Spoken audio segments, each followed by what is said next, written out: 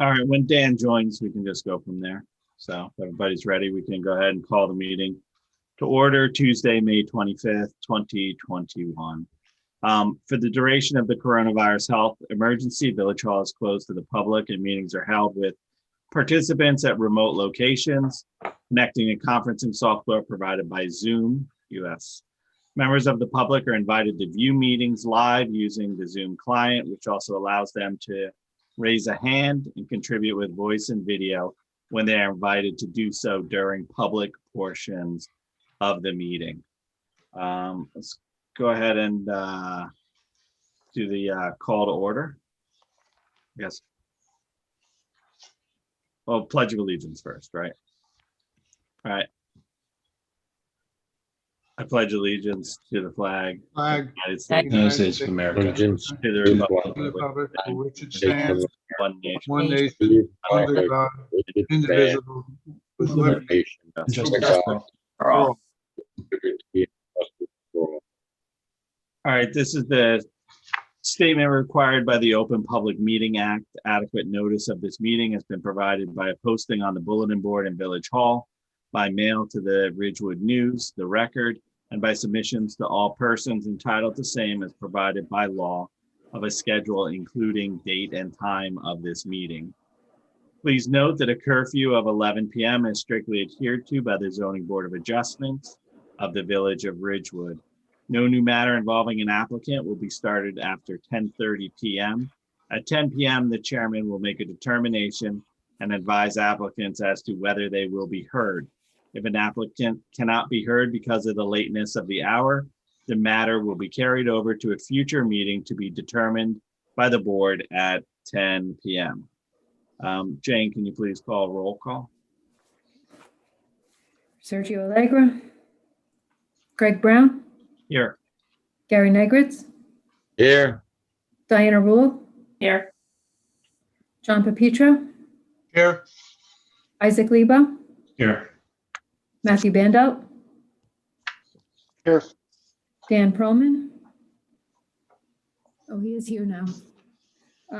Michael Pickles, Here.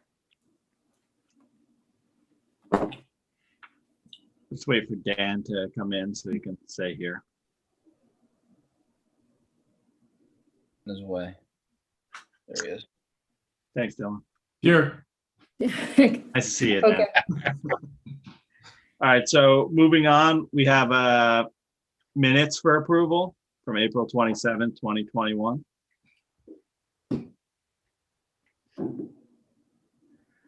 This is Matt. I'll make a motion to approve. Thank you, Matt. Do we have a second? second, Thanks, Gary. Okay, Greg Brown, Yes.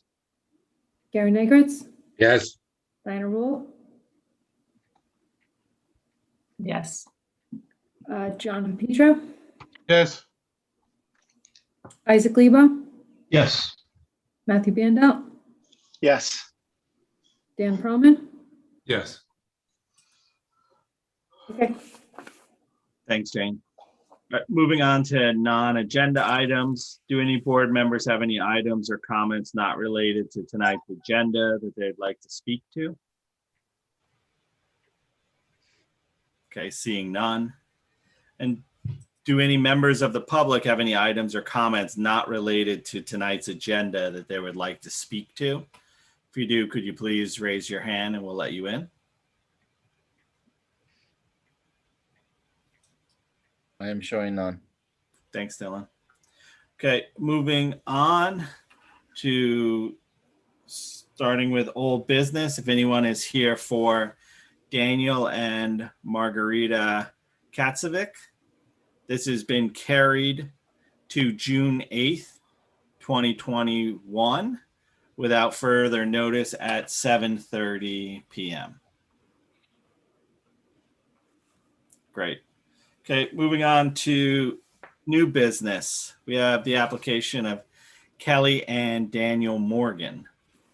It's an application to permit the construction of a one-story addition, which would result in a front yard setback of 28.4 feet where 45 feet is required, and coverage by improvements of 46.9% for the entire lot where 45% is permitted, and a coverage by improvements of 50.8% within 140 feet of the front lot line where 45% is the maximum permitted at 323 Franklin Ave, block 3611, lot 17 in an R2 zone. Jane, who do we need to bring in? All right, so we already brought in Kelly Morgan. We need Douglas Battersby. On their way.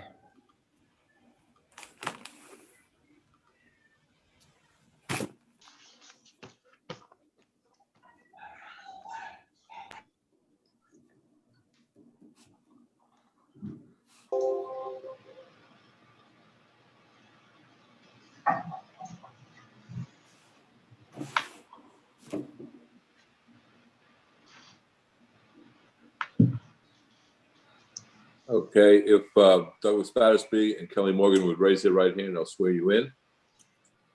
Do you swear or affirm that the testimony you're about to give will be the truth and nothing but the truth? Yes. Yes. Thank you. Please proceed by giving your full name and address.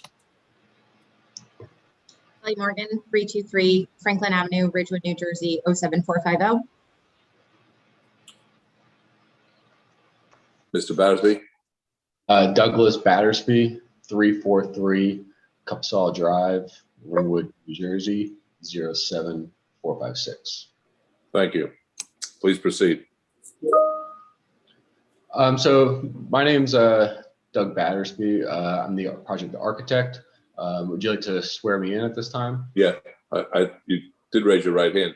And Yeah, would you like Good to swear me in as a architect? so now I'm not going to swear you in, but what I'm going to do is ask you at this point to give you a professional background, both Sure. educational and professional. Sure. So my name's Doug Battersby. I'm a licensed and registered architect in New Jersey. I have a 5-year Bachelor of Architecture from New Jersey Institute of Technology. I've testified before the Ridgewood Board of Adjustment twice in the past, and I've also testified before other boards throughout North Jersey. And you've been qualified as an expert witness in the past. Has anything changed as far as your licensing credentials since the last time you testified before the board? Nothing has changed for my license, and yes, in the past I was accepted as a licensed professional. Any questions by board members or members of the public in connection with Mr. Battersby's credentials as an expert in the field of architecture?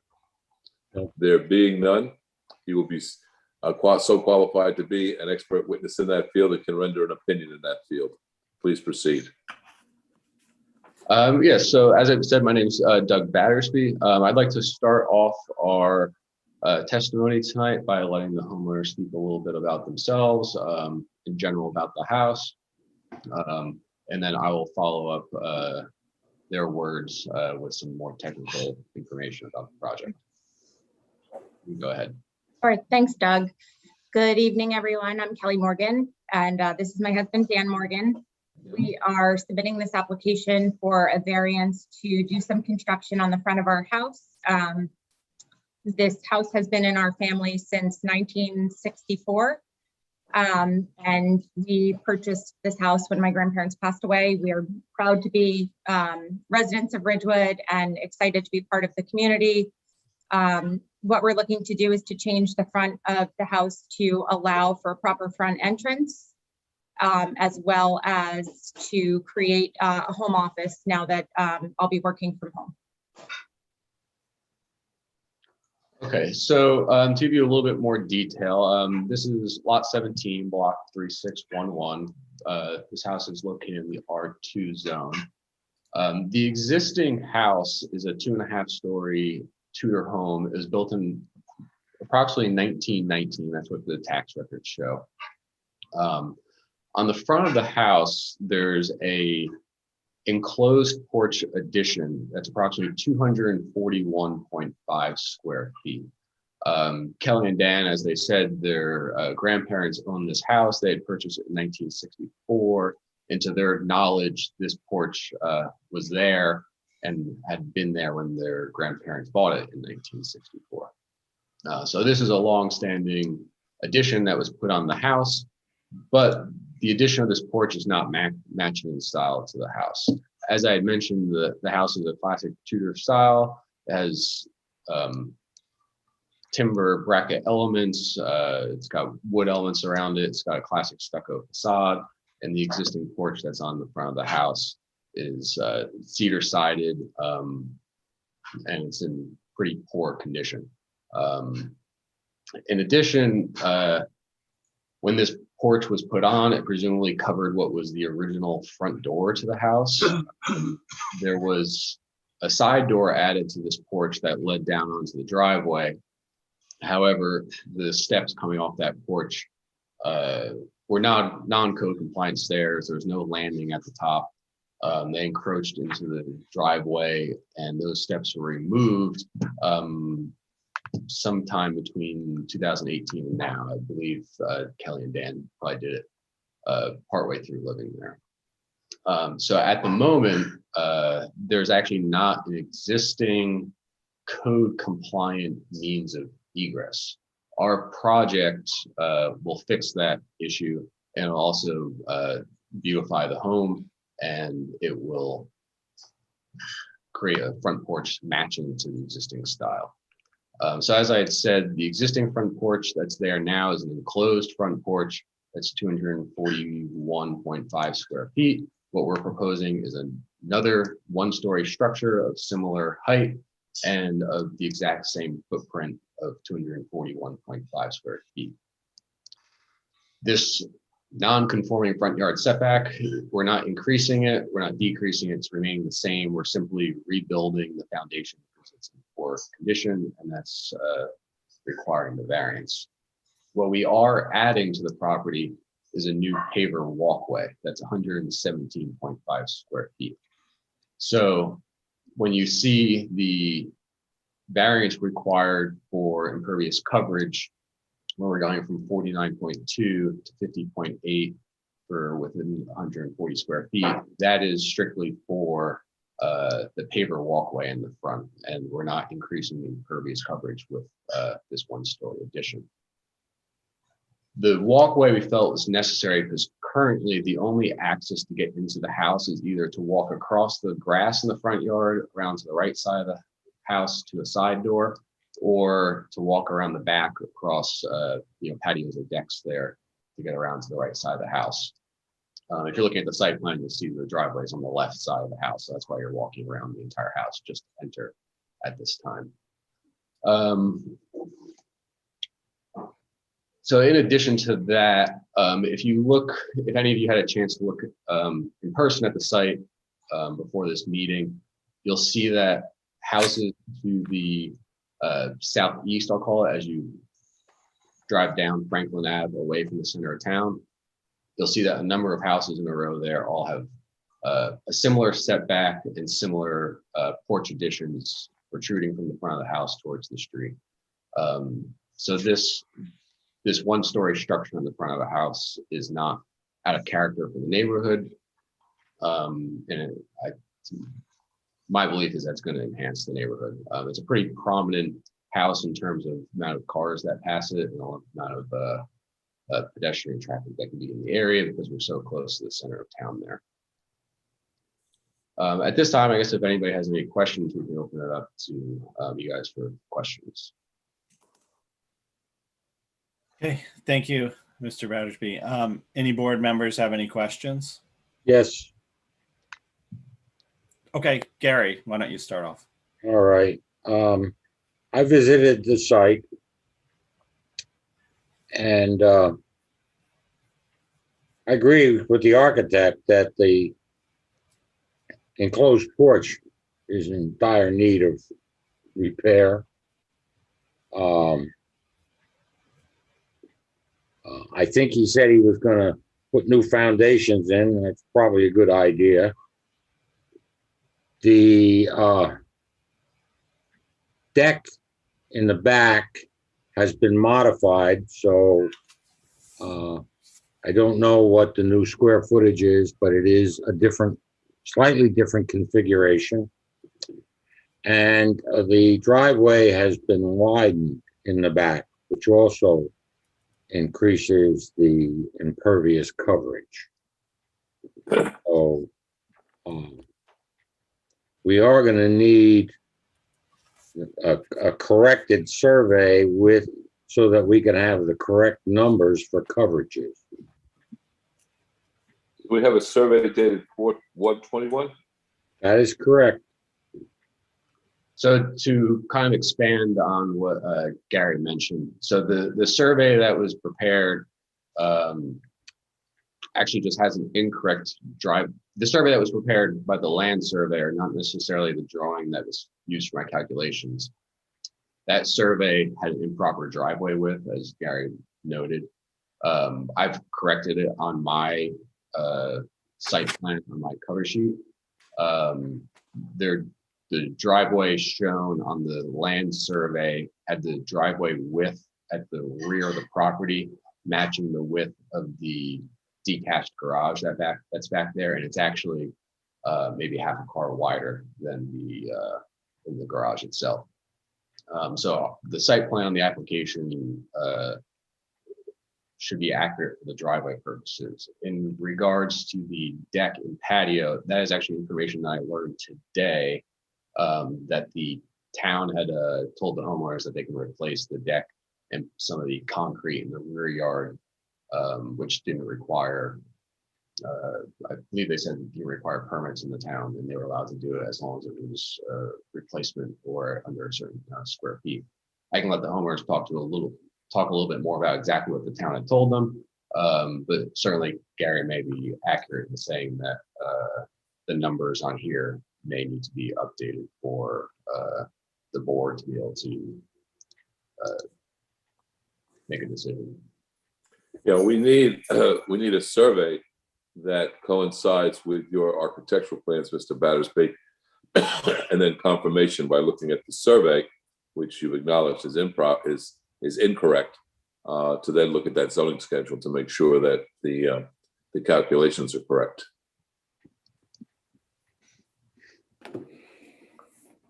So it's hard for the board to render a decision until they know that what they're being asked to consider is a plan that's accurate. So Bruce, we would need to, what if we proceeded and let the rest of the board members ask any questions if they have any, and then Just going to suggest ask questions, then carry it until the plans are corrected, or survey, or both. Okay. But I have one more question, Greg, and then Okay. when I look at the chart, it says that the area of the largest floor is 1,225 square feet. Okay. When I look at the building gross area, the first floor is shown existing at 1,113 square feet. The proposal is reducing the area.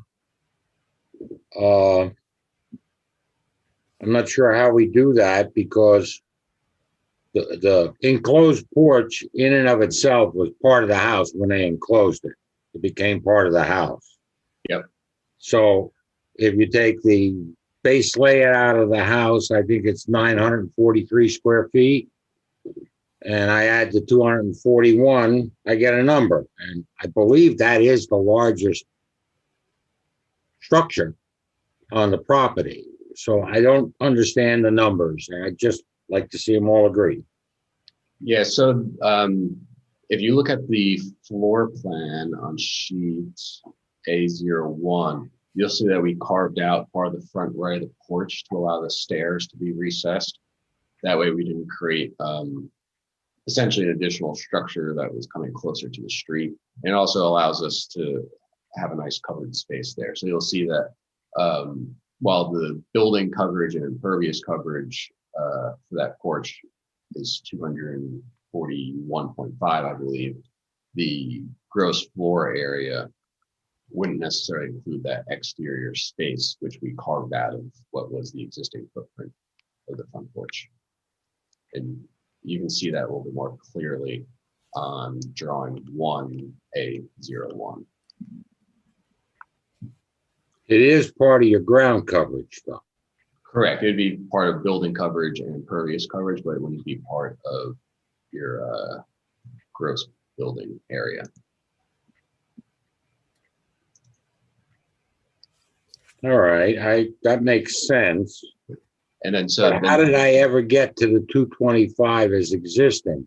Because if I added the 943 and the 241, I don't get 1225. Yeah, so then there's an additional area on the left side of the house that has an overhang, and that is included differently in those calculations. So I included the overhang, which is a second story overhang, in the building coverage and impervious coverage as well, but it's not part of the first floor. Okay, that answers the question. Thank you. Thanks, Gary. Any other board members have questions? Yes, Mr. Chairman, I would like to continue, if I may. Don Pepito speaking. Go ahead, Jonathan. Thank you. Yes, thank you. Mr. Battersby, I just want to confirm a few items, details about what Mr. Negri has said. I had the same observations, discrepancy on the survey, and then where were you actually reducing the size of the house, and you answered those. I understand the front porch area, the overhang creates the reduction. But on the front porch area now that you're renovating, it mentions there's a statement added to the material that the board has received from Mr. and Mrs. Morgan, stating that the foundations and the framing are all in poor condition. So is this a complete ground up renovation here? It's going to be gone and rebuilt exactly the same, or is anything left from the original? No, it would be completely removed, including the footings and foundation, and we would build up from scratch. The foundation and footings aren't really adequate to rebuild the structure upon. Okay, so it's same size and shape, but completely redone, and then different configuration indoors, front porch and in the office. Correct. Okay, now going to a drawing A02. I'm need some clarification on how you're creating the entrance there. I see the walkway that you're creating, but I'm looking at A-02, and it looks as though there's some elevation change from the driveway up to the porch. Is there a ramp or something there? I mean, and do we need some more drawings to indicate that change? Yes, so we didn't want to create a large staircase which pushed the walkway further towards the street. So my goal was to create a small planter bed in front of the house, maybe 2 to 3 feet, and then the walkway. So to do that, we wanted to reduce the number of steps going into the house as much as possible. So what we planned to do was to use like a landscaping wall or very short retaining wall. It'd be approximately 12 inches in height, and then it'd taper down to 0 at the driveway. So what you'd do is you'd walk up a very slight ramp or paver walkway, which would be sloped. As you approach the front door, you'll be walking up, and then that'll lead you to 2 steps. And like I said, the benefit to that extra ramp is that we don't have 4 steps to the front door, and it pushes the walkway even closer to the street. The goal is really just to keep this new structure and everything that we're creating as far away from the street as possible. So that 12-inch increase is really just with this very short retaining wall, probably about 3 blocks high. Okay, I understand. So that is a ramp. So it's a slight ramp up to the area right in front of the porch and then up into the house. Now, going back to A-01, I'm looking now at the first floor construction plan, and you show some plantings and the walkway, and then this sort of S-shaped retaining wall. I'm thinking of a picture looking from the street, is that retaining wall going to be a consistent height, or is that going to change in elevation, just like the walkway? And do we need more plans for that to show that? So at the maximum height, it'd be 12 inches. We may taper it down to, essentially the height of a block, which may be about 4 to 6 inches at the driveway. So it may taper down about 8 inches over the whole thing, or the whole width. Sure, and that retaining wall is there to support the walkway, to give all of that structure Correct, yes. some strength and durability there against weather and snow and rain and everything else. Correct, yeah, and it just gives a more defined look for a planter bed and some Sure. angles. All right, now hold that thought. And my next question is for our board attorney, Mr. Whitaker. Do we need a better drawing to demonstrate the height of that wall, or is it not that significant an issue? Testimony is it's 12 inches at the maximum. It doesn't require a variance. It's basically a landscape wall. Okay, very good. Well, all right. That's my questions for the architect. Now, just one for the applicant, Mr. and Mrs. Morgan. When did you move into town recently, or have you been here a while? You mentioned the house has been in the family. I was wondering if you are recent residents, or have you been here all along? We moved in 2015, December of 2015. Oh, good. Well, welcome to Ridgewood. Thanks. Okay. Well, then that's all I have. I understand what you're trying to do, and I see the upgrades, and so I would be in favor of this application. Thank you, Mr. Chairman. I have a question. I'm not sure if it's for the applicants or the architect. Question about the driveway. I'm just trying to understand why the survey doesn't match the actual driveway size.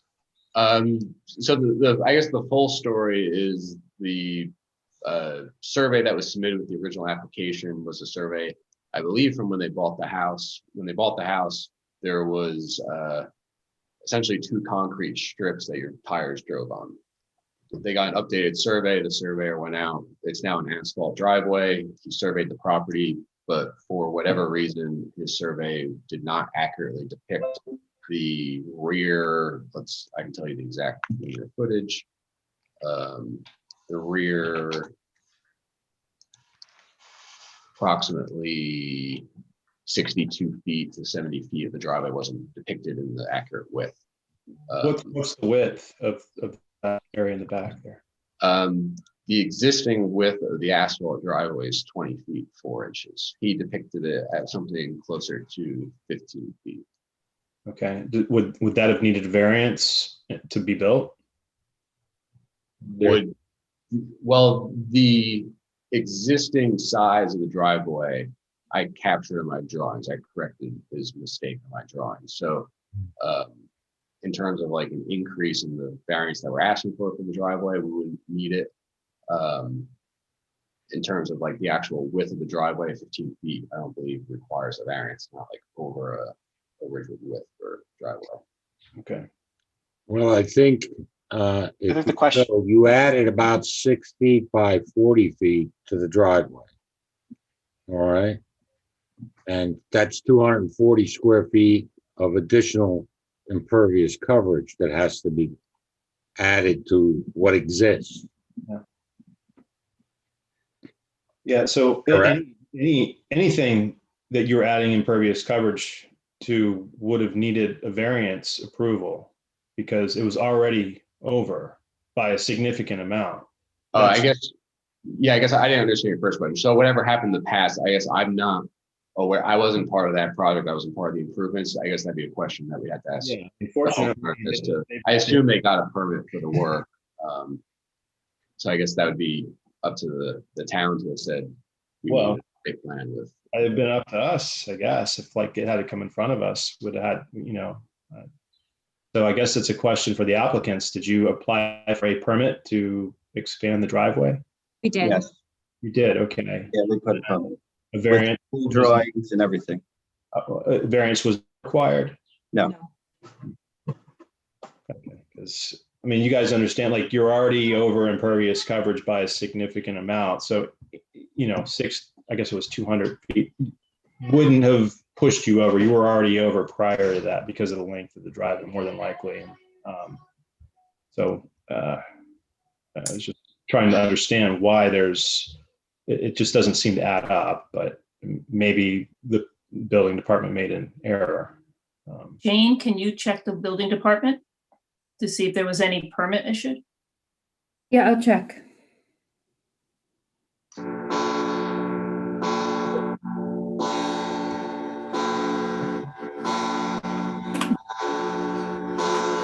I have a different question for the architect. You show the blow up of the porch and the staircase on A1. And you show that the paver walkway is surrounded by your curb right there, which shows a 7-inch step in grade. So what I'm trying to understand is, isn't that going to connect now and make the turn around the corner of the house to connect to the sidewalk that exists on the right side of the house? And how do you deal with the step that you've shown on the drawing? Yeah, correct. So we're going to connect this new front walkway to the existing concrete walkway on the right side of the house. As you walk from the driveway to the front door, you walk up the ramp. And then at the end, you can either turn to go inside, or you can go down 2 steps, which will connect to a small segment that will get you to the existing concrete walkway there. So that's going to be 2 steps there, 2 risers. Yeah, so it'll just be it'll be part of that landscaping wall built out of the concrete segmental blocks. And that'll connect, the front of the house to the side property there. So I think maybe that symbol has to be reversed to show a step down instead of a step up. Yeah, I suppose you could say this, the symbol gets reversed. All right, that clarifies it then. I just wanted to make sure we didn't miss something. I have one more clarification with Bruce. So we've talked about the paver wall for the landscaping, and we've talked about it being approximately 12 inches. Bruce, if it were, and you've clarified, thank you for saying that no variance would be required. If it were over 12 inches, would that trigger a variance? You're muted, Bruce. Bruce, you're on mute.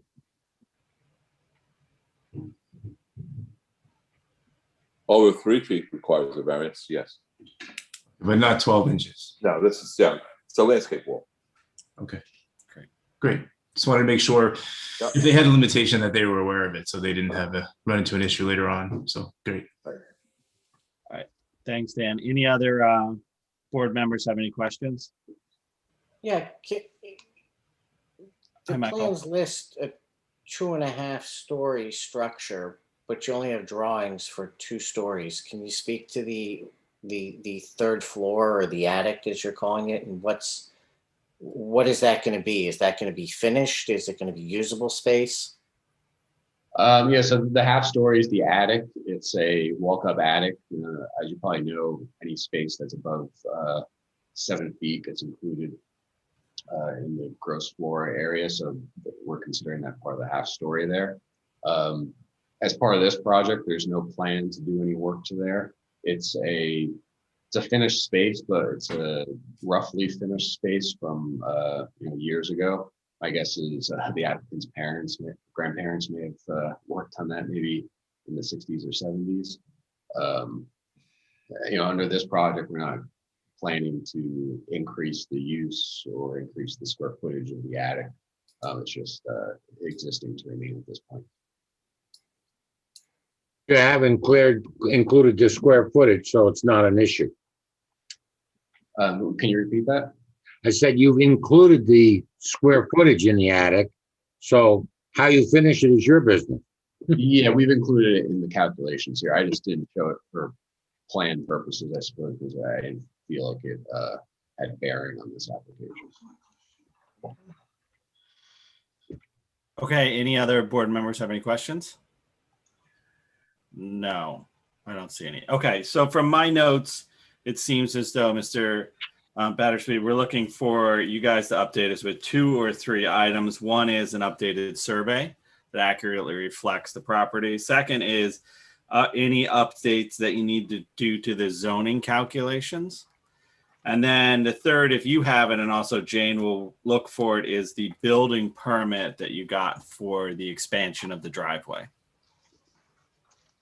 Is there anything else anyone's looking for? No. Okay, I don't see any. All right, so then,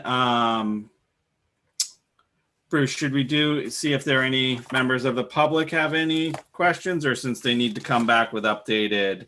I would suggest members of the public could make ask a question. So if there's something that they need to consider in revising the plans, they would have that information also. All right, great. Thank you.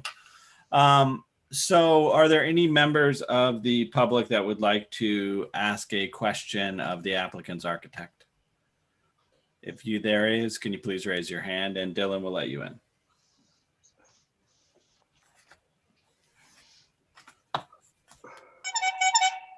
I'm not showing any. Okay, great. Thank you. All right, so given that, we should find a new date. Jane? Yeah, okay. So I'm gonna, we'll carry it to July 13. Okay, does that work for you all?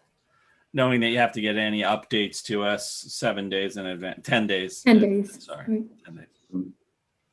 I have a baby due on July 13th. Oh, well, congratulations. Pretty important. Yeah, so that may be a tough night for me. I hate to postpone my clients longer than that. Don't worry, they never show up when they're supposed to, the babies. First. I Never. think that's a first for the board to have a postponement for a birth. I haven't had that before. Well, we can carry it to then and then carry it if we need to. Yeah, well, Potentially at that time, the applicants may be able to represent themselves if everybody be okay with it. The questions may be simple enough at that time if I've answered all the technical questions.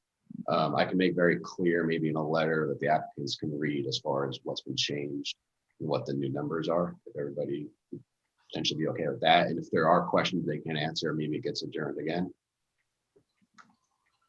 Bruce, you're muted. It carried to the 13th, so it doesn't go any longer than that, and see where we're at. Okay. Okay, great. All right, so thank you, you guys. Will be carried to July the 13th at 7:30 p.m. No further notice required. Thank you. Thank you. Have a good night. Okay, so moving on, we have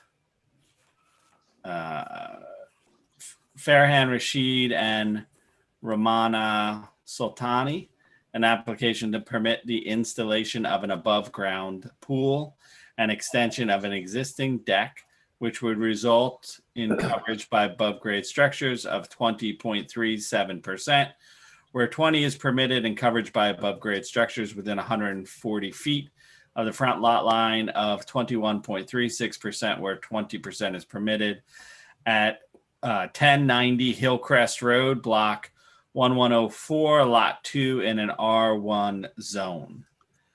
I see that, Dylan, you've let the applicants in, I believe. And Jacob Solomon. Solomon. Hi, good evening. This is Farhan Rashid from 1090 Hillcrest Road, Ridgewood, New Jersey, 07450. Any other witnesses? Mr. Rashid, if you would raise your right hand. Do you swear or affirm the testimony you're about to give will be the truth and nothing but the truth? I swear. Thank you. You've already given your full name and address. Do you have any witnesses with you? Unfortunately, my wife could not join me today. She is a physician. She is still trying to reach home. So I'm alone here, but my Jacob Solomon, my architect here, is to represent me here. Okay, yes. Okay, Mr. Solomon, if you would raise your right hand. Yes, Do you swear or affirm the testimony you're about to give will be the truth and nothing but the truth? I do. Okay.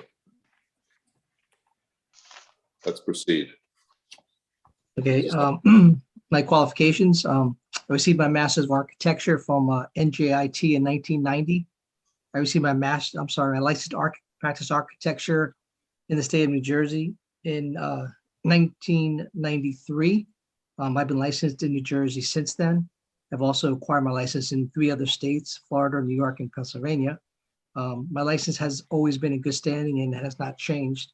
I've appeared in front of many boards in the past 20 years or so, and have been accepted as a professional witness for architectural testimony. Any questions by board members or members of the public in connection with Mr. Solomon's credentials? There being none, he'll be so qualified in the field of architecture and can render an opinion in that field. Please proceed. Yes, this house is in the R1 zone at 1090 Hillcrest. The lot is oversized at 14,709 square feet, where 14,000 square feet is required.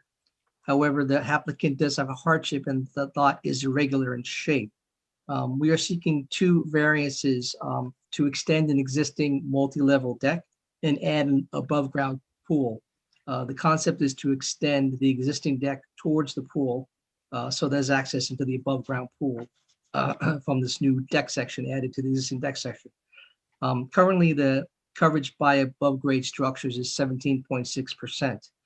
By adding the deck and pool, we'll be at 20.4%. So we'll be 0.4% over the permitted, as well as coverage by the above grade structures within 140 feet of the lot line of 21.36%, where 20% is permitted. So that'd be 1.36% over the permitted coverage for this open wood deck and above ground pool. So I feel that because of the regular lot and the diminutiveness of the size of the variances and coverage that we're asking for, I believe that this application can be approved with minimal impact on the zoning and the neighborhood, since it will be located entirely in the rear yard.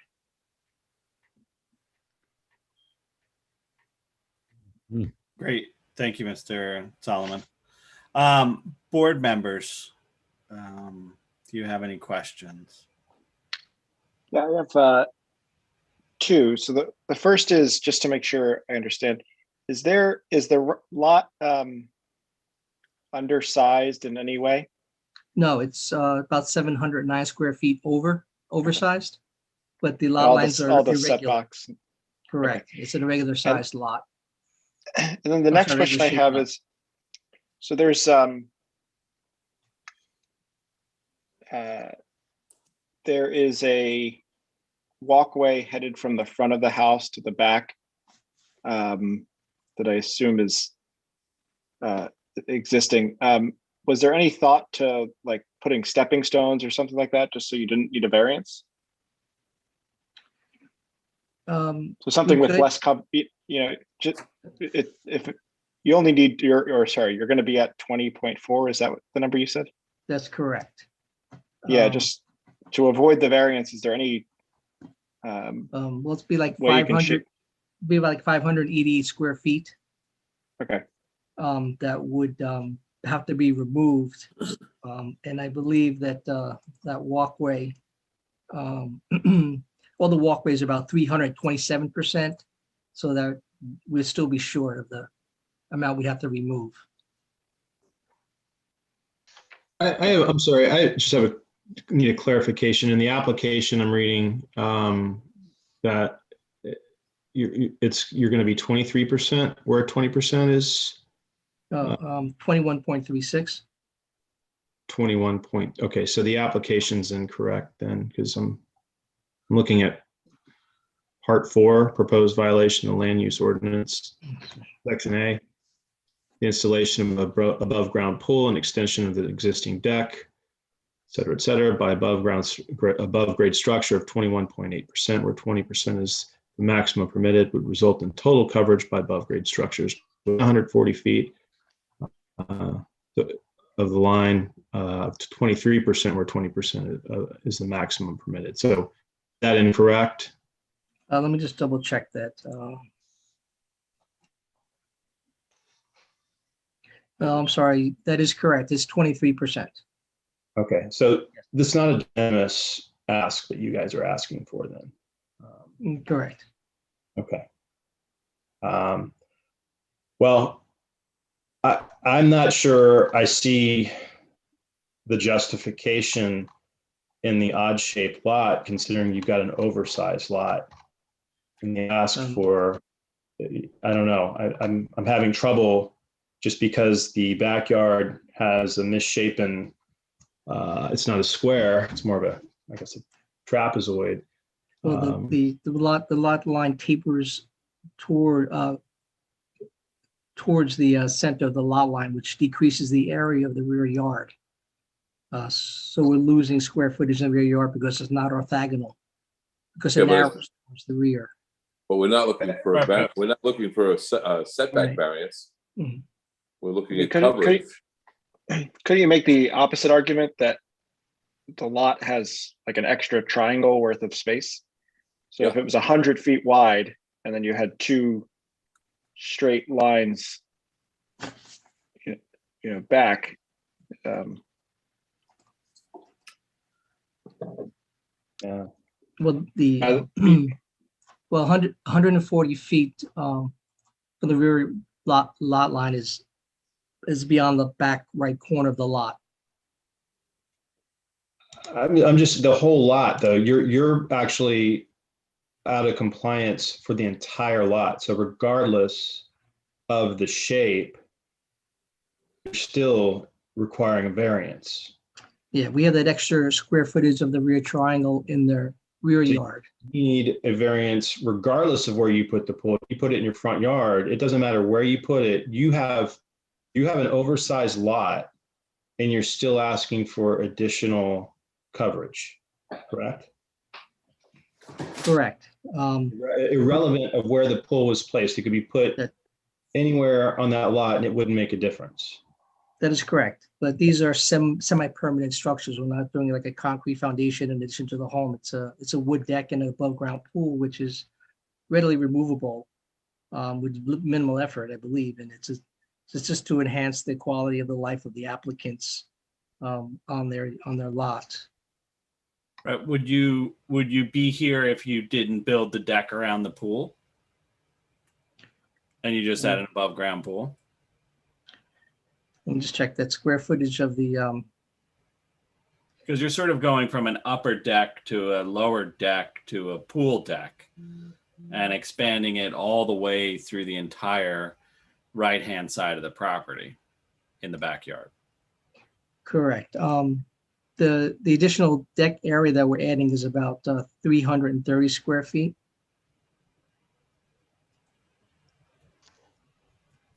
I mean, that's so pretty close. That's Yeah. a lot of point. It's a lot of structure for your neighbors to look at. I mean, I don't know.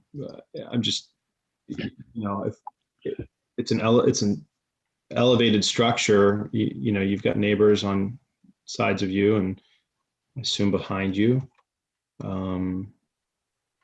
It's a lot. So you believe, let me just check the photo. What if we brought the pool closer to the existing deck?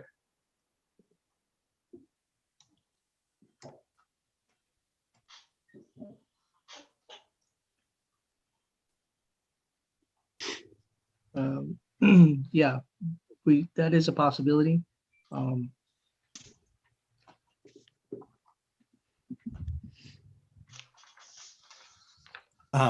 While you think about that for a second, are there any other board members that have any questions? Jonathan?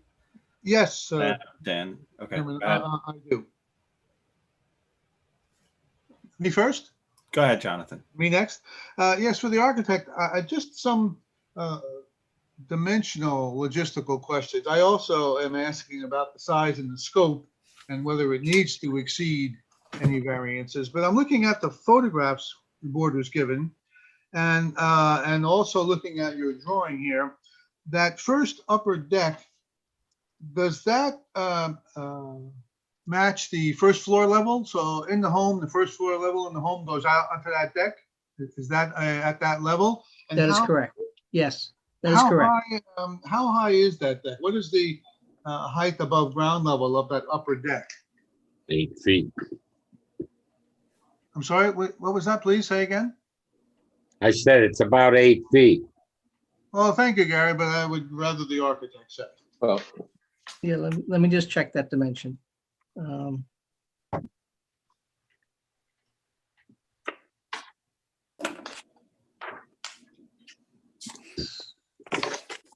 Yeah, I'd say it's about between 7 and 8 feet.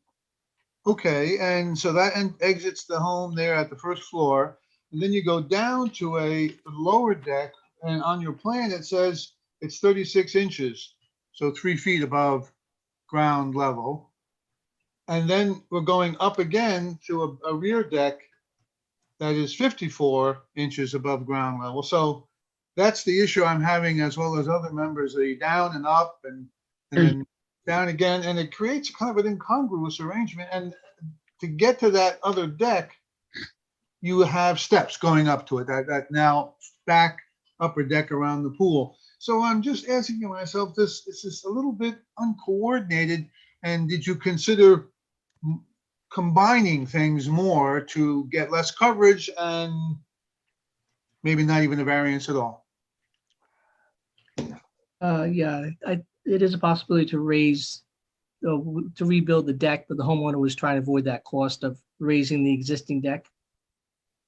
I understand that. I'm not asking to raise that deck, but to orientate the pool different and not build another one around the pool and make some other modification to address coverage on the property.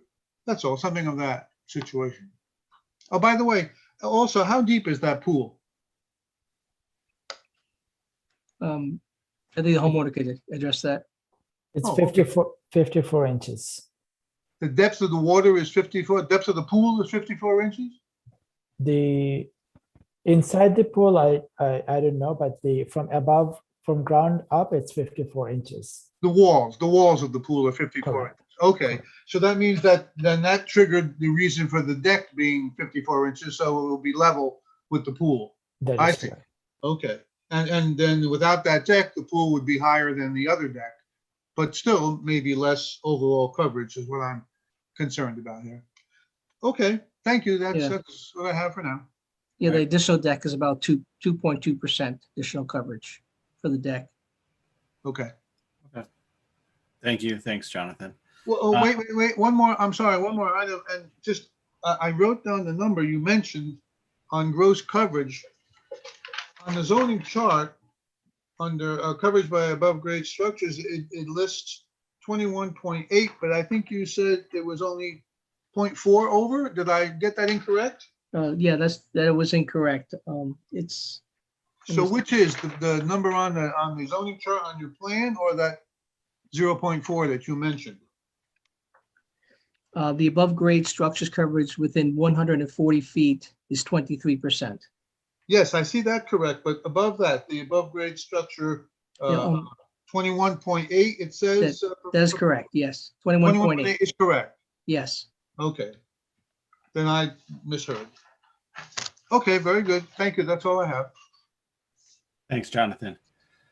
Any other board members have any questions?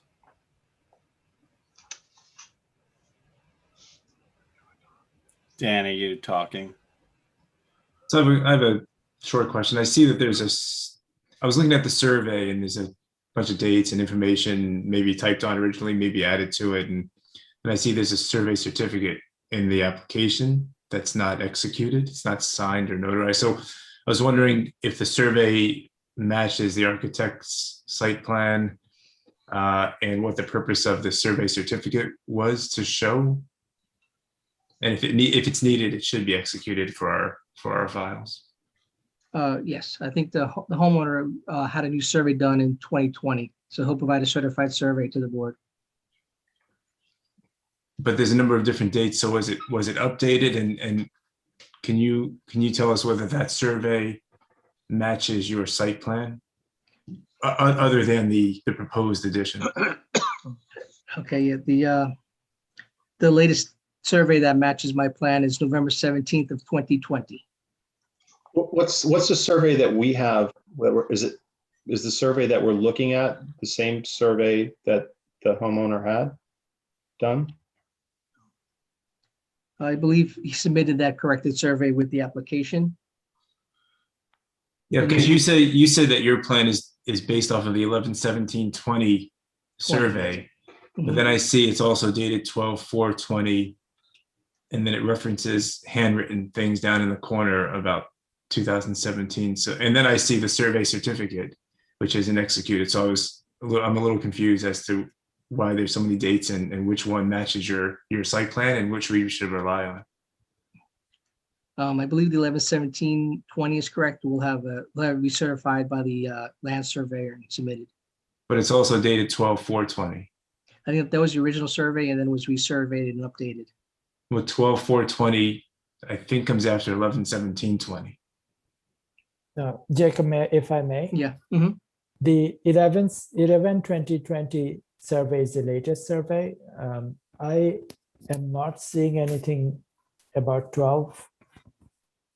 I'm not sure where that is. At the top of the survey, above 11/17/2020, somebody typed in 12/4/2020.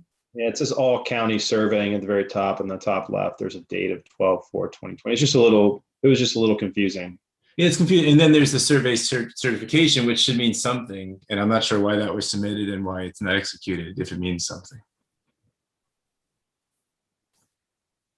Jane, can you tell us, or Bruce, can you tell us why there was a survey certificate? Did we require that? Before we started requiring, I should probably take that out of the application. Before we started requiring that a survey be not more than 24 months old, we were having the survey certified that what is shown on them exists.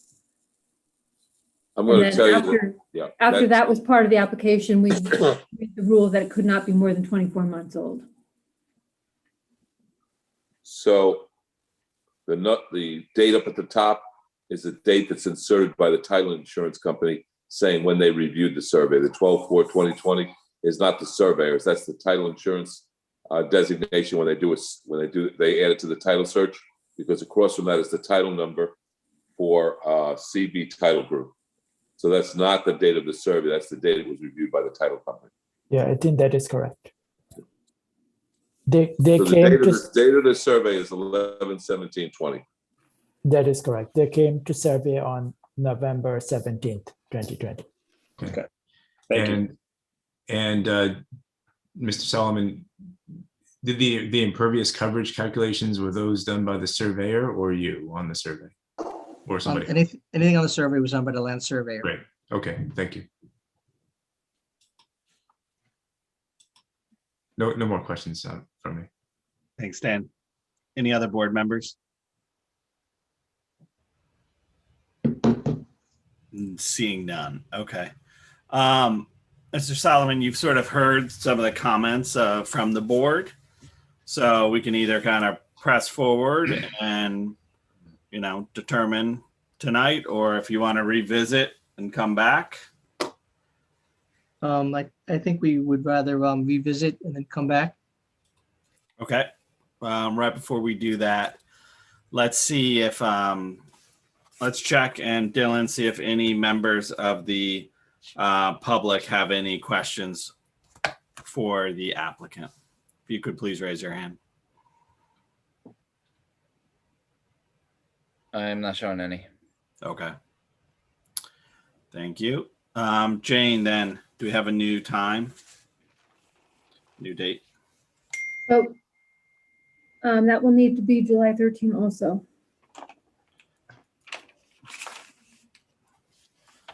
Okay, does that work for the applicant, July 13th? It's okay with me.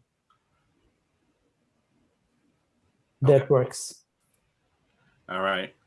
Great. So we will carry this application to July 13th at 7:30 PM. No Okay, further notice needed. okay. Can I just ask a question? I was looking at gross building area. That's the volume in the house essentially, correct? I remember. It's just showing that the gross building area is 1,900 square feet. I'm just, does anybody else see that? Gary? I'm sorry, I didn't hear the question. Yeah, the gross building area. I Yeah, know it has to do, I just, if it shows that the volume of the house is 1968, the gross building area. that's the area, it's not the volume. The volume would be height, width, and depth. And that would be thousands. But isn't the gross building area? It should be every floor in the building So added what I'm saying is, together. when That you guys looks look like, at the gross building area, I think the numbers are wrong. And when he comes back, can someone just double check me? I thought that would only appear in coverage by above grade structures, no? no, gross building area is gross building area. If you got 3 floors, it's the square footage of 3 floors. So the house is, Yeah, I think Diane's question, just correct me, you're saying should the deck be included in No. gross building area? no, the house, I think, is more than 1,900 square feet. Oh. If I'm looking at the correct. I mean, if we're gonna approve, but if they're coming back, I think the chart should be right. That is true. And gross building area, the principal building, Yeah, that doesn't make sense. I agree with The coverage area of the first floor is 1948. Yeah, And the yeah, if you look second at the- floor appears to be slightly larger. that's, I just wanted to make sure that it's So that correct, would make the gross You're correct, building Aaron. area over 3,000, almost 4,000. almost 4,000 feet. Yes. Just, I would like if you could correct the chart, is what I was looking at. And I don't have my little cheat sheet in front of me. That's, Gary, why I needed you to confirm. I don't know where I put it. But if I remember, gross building area is all the floors. That is correct. So if we could have that gross building area corrected. Okay, I will. Thank you. All right. Thanks, Diana. Thank you, Mr. Solomon. So you'll correct the chart when you submit, and you need to, again, submit 10 days in advance. Correct. Okay. All right. Thank you. Okay, thank you very much. All right, have a good night. Thank you. Okay.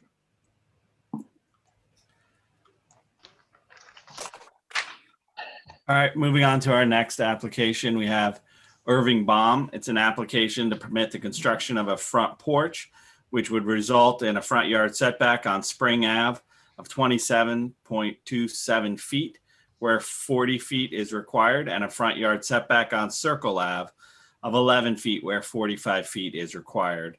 A side yard setback of 8.82 feet, where 10 feet is required, and coverage by above grade structures of 27.6%, where 20% is permitted at 532 Spring Street, Block 4301, Lot 6 in an R2 zone. Jane, do we have the applicant in? Yeah, he already, Dylan put him in. Great. Don't see him yet. Give him a second. Thank you, Dylan. I'm here. I don't know why my camera's not working here.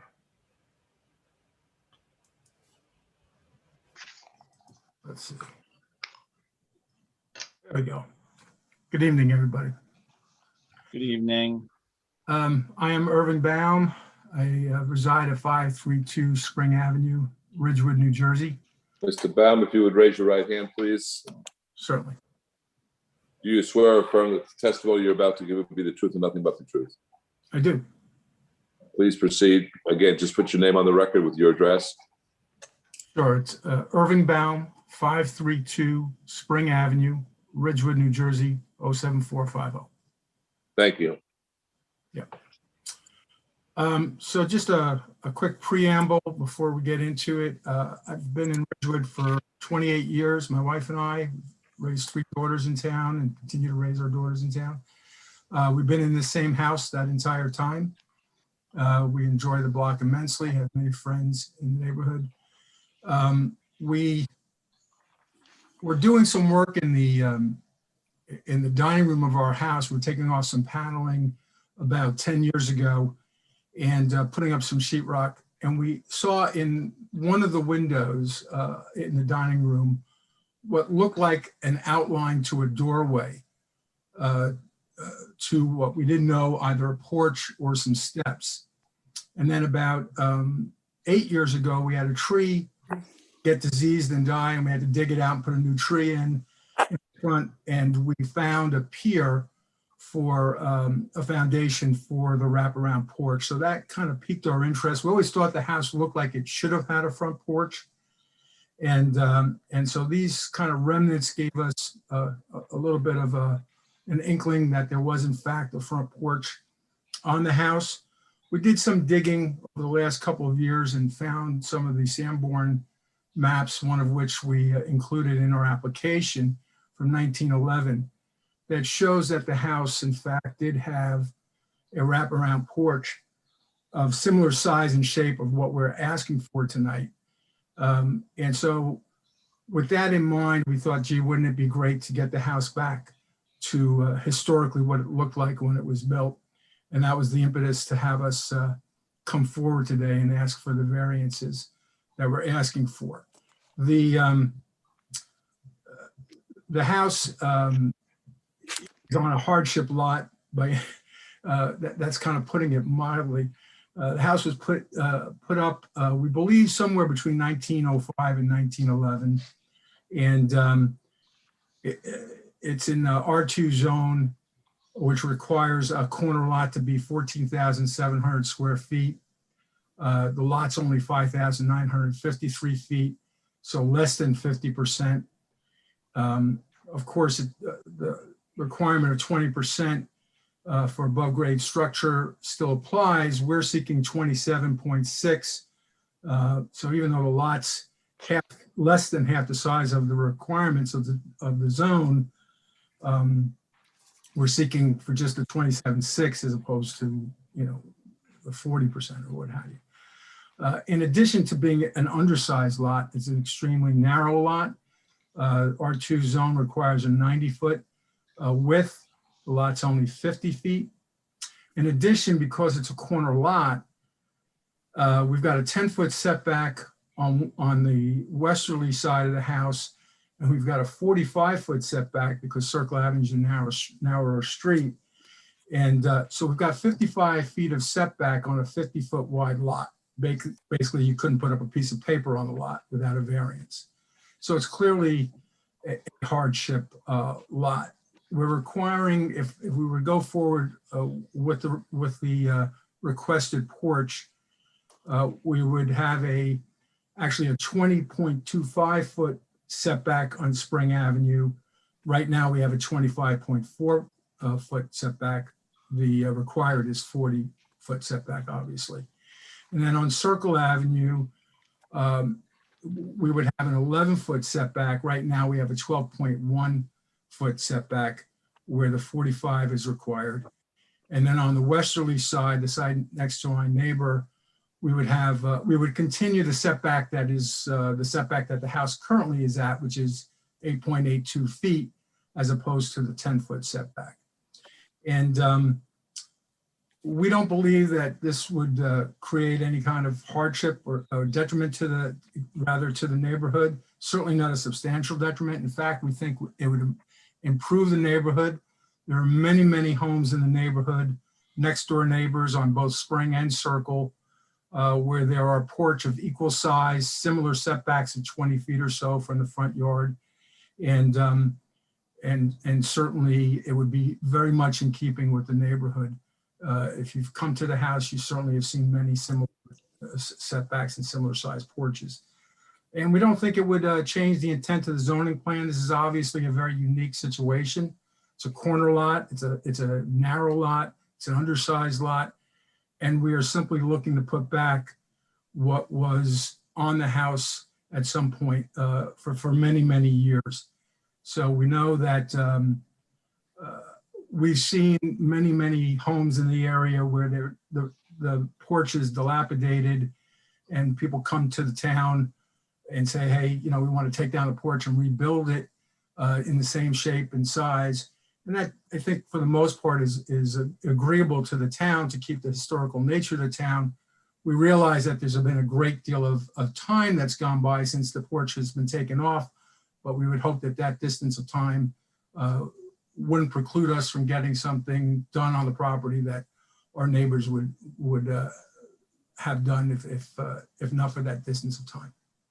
And with that, I'll stop talking and open it up for any questions that the board might have of me. So the setback on Spring is going to be, to the porch, is going to be 27.27 feet. Is going to be 20.27 feet. Is that correct? Right. The setback currently is 27. It will go down to the 20 foot and change. Yep. And then the staircase takes another 3 feet. Yeah. If we keep it at 3 stairs, it would be 3 feet. We might see if we can't redo the sidewalk and have a landing so that we could get it to 2 steps. Depends on the landing takes up space. Yeah, but it would be as part of the sidewalk, same footprint as a sidewalk. And I'm looking at your Sanborn map. Yes. And if you look at the plot of land that the house was proposed on, whether it was ever built, I don't know. The lot was 270 feet across the front. It's obvious somebody came along and put in a subdivision, which is why you currently have a 50-foot wide lot. Yeah, but that subdivision would have been done long before the zones were put in place. That very well may be, but the point is the drawing does not, it shows a dotted porch. It doesn't tell me whether it was built, number one. So that's just an observation. The other thing, more to today, the house is beautifully shrubbed so that it is almost impossible to discern from the street how close it truly is to both Circle and Spring. And if you put that porch on, all those shrubs are gone. And if you take 7 feet off the side of the house, there won't be room for a shrub that's going to hide anything. Yeah. I have personally a real problem with the porch going around the side. And quite frankly, I looked and lined up the houses and they may have something in front, but they're more than 20 feet back. So I have a real problem with what you want to do, quite frankly. Well, I appreciate your comments. If I could just answer a couple of them. If you look at that Sanborn map, the dotted line of the porch is similar in all of the homes. In fact, some of the homes that are still have their porches. So it was simply the way that they drew the porches on their drawings. And it clearly did have that wrap around. The house was designed, if you will, to have a wraparound. With regards to the shrubbery, the shrubbery is as old as we planted that shrubbery 28 years ago. So the plantings are actually quite large and overgrown to a certain degree. We would look to put back smaller versions of those plantings, obviously, but because those plantings are as big as they are, if the deck was allowed to be put on and a bed in front of it, the front of that bed would not be too much further into the side portion of our lawn than where it is today, because the bushes have grown so large over the years. On the Circle Avenue side, we would have less of a lawn there to do anything, but we still would have room to put a small bed and some small plantings in front of the porch. Yeah, but then it There are a becomes number of very, houses. my point is that it becomes very obvious that there is a structure within 10 feet of the actually, within 10 feet of the property line. Whereas now, it's almost impossible to discern where the building is. And that makes it, the 17 feet a lot better. Understood, but again, I respectfully say that the house historically had the porch. There's number of examples of homes with similar setbacks. There's one right on John that I know of with a side setback such as that, and it's in keeping with the neighborhood. There's many homes with 20-foot or less setbacks in the surrounding neighborhood. It's historic. I know it's not on the historic zoning board, but it's historic in nature. The house has been there since somewhere between 1905 and 1911. And we're just looking to put it back to the way it was. Not looking to add.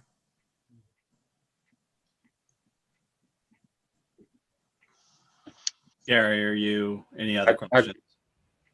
Those are my comments. That's it. Also, Gary, could you fix your background? Because you've disappeared. So I'm not sure you're still part of open public meetings. So you're not on camera. We just see a beautiful now. Let me find out where I went. Okay, thanks, Gary. All right, other board members, any questions? Yes, Mr. Chairman, I do. John Pepitro. Mr. Baum, I follow your thinking here on what you would like to do. And it amounts to a very large wish list. I took a look at your material here on that original plan from 1911, and I have the same observation as Mr. Nedgrave. The property in the area was dramatically different. So if there ever was any porch on there, it had more reason to be there. Fast forward to today, and yes, you have a corner property that is smaller than it should be, and it's on a corner where you have very little area to work with around the outside, but I don't see any of that as a direct hardship for you to build a porch. Do you realize just how undersized your setback is now? Now, did you look at the numbers and see? Because on Spring Avenue, it's more than 30% less than what it should be, and more than 70% on Circle. And so you want to exacerbate that even further. You want to take a lot more away just for a porch. Now, porches are nice, but the material the board received says your home is not a historical home. So historically, it may have had a porch, but it's not a historic home to maintain. So all of this is asking for an awful lot of coverage that's going to make a considerable change to that corner property and put too much house to the street. So I just don't see the argument here and your presentation for returning anything to what it was. I have to see the area that's absorbed. And did you not realize that you're taking so much more area away from the streetscape? I do realize it, sir, and I appreciate your comments, but if in the 28 years that we've been in the house, the 3 other corner houses, as well as our neighbor's house, have been raised, and very large homes have been put on those properties, far larger than the house that we live in, inclusive of any porch that we would add back to the house. They may or may not have needed variance because they kept the houses tucked to, one corner of their lot or whatever, and allowed them to build houses. And because their lots are much bigger than mine, they were within their rights to build it. But nonetheless, the houses were not in keeping with the neighborhood. They're much larger than that surrounding area of Spring. I think by putting the porch back onto the house, it would not only give the house the appearance that it should have, but that the neighborhood would enjoy it, and that it would not be any kind of a detriment to the neighborhood, but rather something that brings the house as it should in a historical type neighborhood, with an inviting porch out to the neighbors. We on the neighborhood run every year, it comes right by our Memorial Day run. It comes right by our house, and neighbors are very close on Circle Avenue. And I don't think by adding the porch, although it is tight to the side yard in particular on Circle, it would be something that the neighbors would mind at all. I think it just increases the charm of the neighborhood in general, as well as the house. Thank you, Mr. Baum. Be it as it may, and I follow what you're saying, but the zoning requirements are here and we need to live within them. And variances are given for plausible, justifiable explanations, conditions. And this one is just a porch too far, Mr. Baum. I understand if you want to make some aesthetic change to the outside, but there's too much give back here, too much property that's going to be absorbed by coverage. And even though you've referenced other homes in the area, the board is obliged to consider yours as an individual property. And how it affects the streetscape is a tangent item to think about and be aware of, but the numbers have to be a lot more palatable. And in this case, it's just way too much porch. I appreciate your interest in trying to put the home back to the way it may have been. We don't have anything to confirm it ever was, although you did mention the difference in the walls that you were working on inside. But I will not be able to support this application as it's presented. Thank you, Mr. Chairman. Yeah, if we agree to have some kind of verbiage that, that the porch could never get enclosed, that it would always have to remain an open porch, would that help in any way, shape, or form? That could be part Are of you it. asking me? We've certainly done that in many applications, and I would assume if there was any consideration to yours, it would be absolutely considered as part of it. But I think we're currently sort of still getting board comments based on the overall size and scope. So, Gary, thanks, you're back. We can see you now. So, Can Diane, I think you want to go, right? Yeah, your next door neighbor, if you're looking at the front of your house to the right, is that one of those houses that was rebuilt? They doubled the size of that house and they added a front porch about 8 or 9 years. Do you know, I should have measured it, but I didn't. Do you know how far back that setback is to the front of, to their porch? It's very similar to what we're asking for. It's about 20 and a half feet, I think, and 7 feet of porch. So presumably they would have, if it was a rebuild, they would have needed to have gotten a variance for that. The house, the way that house stood before they did the work, it was half that size and it did not have a porch on it. So yeah, I would assume they would have needed a variance. Now it's a bigger lot, obviously, but the setback. Well, and that's the issue to me, is the setback. If that house is at the same distance, from my perspective, it's streetscape. Yep. If you were sticking out on, at least on the Spring Street side, I'm going to take them separately. The front porches would be in line on the Spring side? Absolutely. Okay. Now, on the Circle side, where you are significantly closer to, that one's a little bit more difficult to work with. The neighbor to, I guess, behind you. I'm not so good with the northeast, southwest, but looking at the front of your house, the house behind you, that is fairly close to the street as well. But from what I can see, it appears to be further setback than your porch. It's a little bit further setback, maybe a foot or two further. Yeah. In this discussion, is there something, would you possibly consider just a front porch, not a wraparound porch? If in this discussion, Yeah, I've toyed with the idea with my wife. We talked about that, and I think that, it just is not right for the house, I think. I mean, I think if you look at the house, it's got that bump out in the back. It really is built to have a wraparound porch. And I understand the board member's concern and certainly understand the fact that it's got a very small setback on Circle Avenue. But I have seen similar houses with those type of setbacks. Again, there's one right on John Street. And I know the board's got to look at this house. But again, I go back to my earlier comment that if the porch had remained on the house and I was just coming to the town to take it down because it was in disrepair and put it back, the passage of time gives the board the right to say yay or nay. I get that. But yeah, unfortunately, at that point, Circle could have been a different type of street back in the 1900s. We don't know. Right. But I mean, that's unfortunate for you. It was removed or never put up. Hence, we have to deal with the facts that we've been given today. And Gary brings up the point that there is a difference between the landscaping of it, because you are close to Circle, and that is a bit of a. And granted, the house is pre-existing. All right. I mean, that's right now, I guess, questions I have no more, Greg. Thank you, Diana. Any other board members have any questions?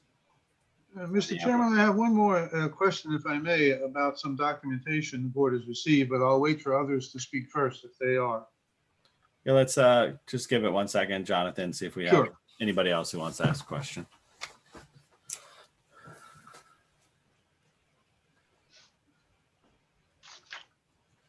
I don't really have a question. I guess just a comment following up on Diana. I'm thinking about, sort of just walking down that street. It does seem like that house right next to them probably would have a similar setback, at least on Spring, to what you were talking about. Yeah. So I don't think we'd be it's over a question. Yeah. A streetscape. Yeah.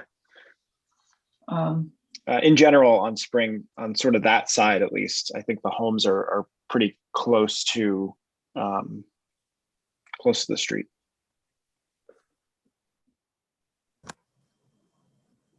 Can I ask one more question? Of course. If you have the arborvitae, the giant arborvitaes you planted along a Circle. Yes. If we were to consider the porch, would those continue all the way to the front of the porch?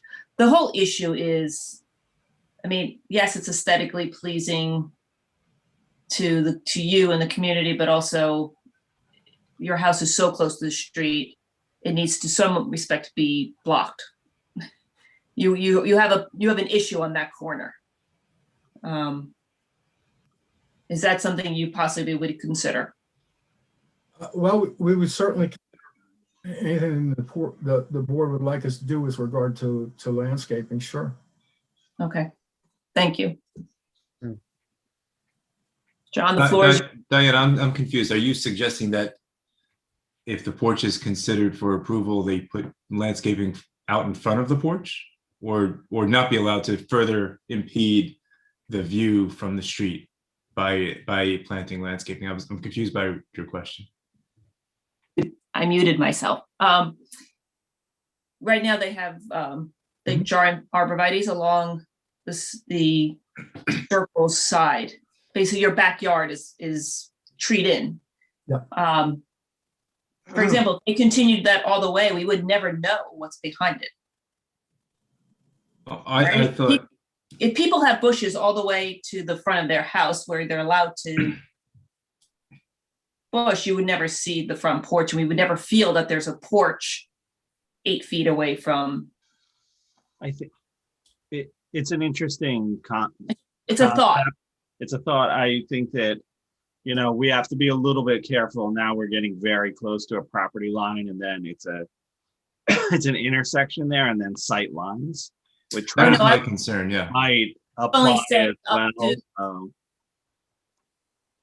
I was saying up to the front of the house, like not into the front yard, yeah, just buffering the porch, not just.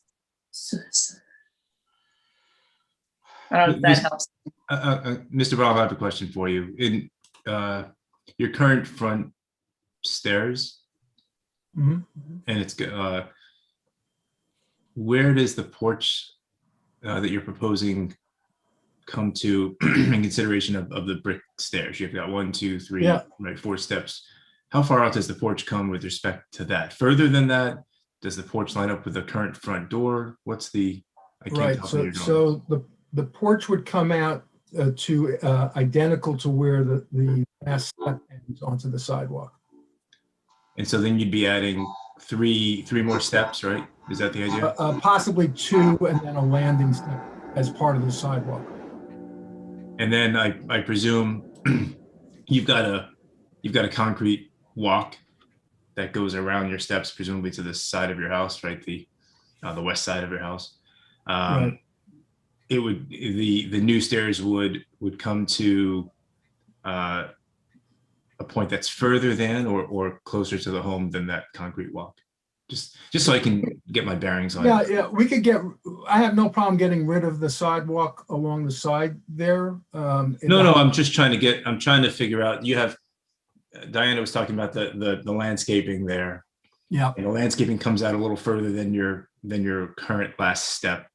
And I'm just Right. trying to see if the porch would take the place of your current plantings, or it would come out further than your current plantings. No, it would,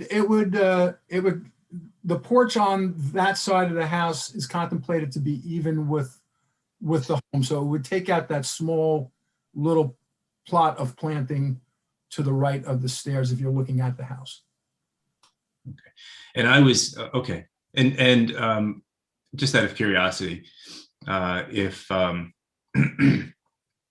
would you plan on then planting around the porch, or would the porch take the place of the plantings, and you would not plan on further plantings of any arborvitaes or any tall bushes around the porch? What would be, what's the plan? So on the right hand, look, if you're looking straight at the house on the right side, I don't know that I'd add back plantings to that, because it's kind of a narrow space, only 8.5 feet. But on the front yard, there would certainly be a bed with plants in it. And then to the side yard, depending on what the board is asking of me to do with regards to planting, if not any requests from the board, we would have some relatively modest sized bed with smaller plantings that were, maybe equal to or slightly lower than the railing of the deck, of the porch rather. And then at the corner. Got it. And Bruce, is that something that we can include in our consideration? You can do that, just like you said, that a porch must always be open. You can also have a provision in there that there has to be maintained landscaping in a bed, and you can do the dimensions on it. Right, not to exceed, certain height, certain width. Right. Right. Okay. Okay, I don't have any more questions. Thank you. thank you, Dan. Jonathan, you mentioned you had a follow-up question. Yes, Mr. Baum, the board received some additional information about previous applications in 1993, 94.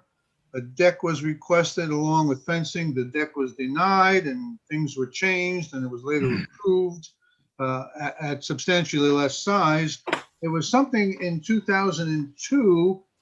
I'm looking at the resolution which says an addition, but not qualifying the addition in 2002, late 2002. And what was it? And was it ever built? Yes, it was. So the house, if you look at the Sanborn map, the house originally had a a bump out of about 6 feet, a single story bump out of about 6 or 7 feet, probably 7 feet, which was a butler's pantry, a mudroom. And when we first bought the house, we petitioned for, we were denied, and then we added, and then we got approval for a smaller deck. And we put where the mudroom was, we put sliding doors out to a deck. And then as life went forward and we had 3 children, space in the house got tight. And so we came back to the town to ask for an addition to remove the porch and the bump out that was there, and that with a bigger kitchen. So the structure that you see in the back of the house today, which comes out about, I don't know, 12 or 14 feet, is the 2003 structure. So we took off the deck and the original bump out to the house and put a larger addition onto the house. Okay, so it was completed, and then the numbers that are here indicate a overage as well, a coverage of some 23.6% and 30.89. So you're beyond the coverage, but it was approved at that time and you completed it, and that's what I see on your site plan here on your SPE 001. That entire squared off section of the back of the house. That's what you're talking about. Yes. Okay, thank you. Thank you. Okay, any other board members have any questions?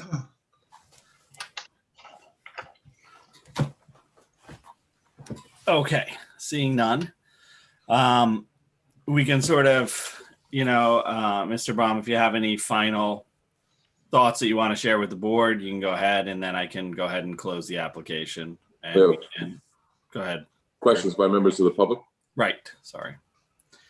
Thank you. Do any members of the public have any questions for the applicant? If you do, could you please raise your hand and Dylan will let you in. I am showing none. Thanks, Dylan. Okay, Mr. Baum, do you want to? Any members of the public have comment?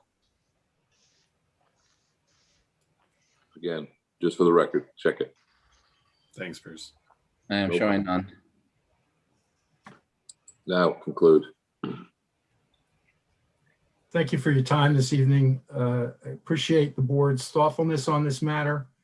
We realize that we are asking for quite a bit in both the sizing and the closeness to the especially the Circle Avenue side. Again, I stand by my comments made during the proceedings. We think the adding of the porch will enhance the neighborhood and will not be a detriment. And we hope that you agree. Thank you. Thank you. All right, so I'll go ahead and close the hearing and open it up for board discussion and or a motion. I've got a comment for you, boss. I just think that it's nice that in 1910, somebody thought a porch 10 feet from the sidewalk was nice. I've seen neighborhoods like that in Jersey City, Passaic, Kearney, whatever. All right. That was 1910. This is 2021. The zoning that requires the larger setbacks was put in because that's what the town wanted to look like. Yes, pre-existing is pre-existing, and you can't make somebody tear down a house. But that is not a justification to say, I want to go back, because I could turn around and say, well, if you want to go back to 1910, then make the house look like 1910. And that would just be a smart ass remark. But I am saying, I think that this is just too much. And when you strip away those plantings, whatever he puts back, it's not going to perform the same visually as it does right now when you stand on that corner and look at that house. That's my opinion. Thanks, Gary. Any other deliberation and or motion? Just another comment, Mr. Chairman, if I may. And I fully understand the interest in porches, and they're certainly not uncommon in Ridgewood, but they are also not essential. And so if it can be incorporated into a home and there's a minimal or no change to the zoning requirements, no relief requested, all the better. But when there is a substantial non-conforming condition that is going to be even further exacerbated, I don't see where that can supersede the issue, and that the applicant should have a porch. This is an issue where the numbers just don't work out best for the community, for the streetscape, and for the village. So this is a nice thought, and I appreciate the history work that Mr. Baum has done, but that doesn't satisfy the requirements for consideration and variance. Thank you. Thanks, Jonathan. Quickly, my opinion is that I sort of lean on the side with Diana, that if it was more, if the applicant was interested in the front porch only and not the wraparound, I feel like there is the space on that side of the property, and we're not destroying as much vegetation as it comes around the circle. And so I would be more amenable to that, but the applicant sort of, certainly stated that they're more interested in going back to the 1910 side and doing the wraparound porch. And I do believe that on the circle side of the property, it's just too close to the street, to be appropriate.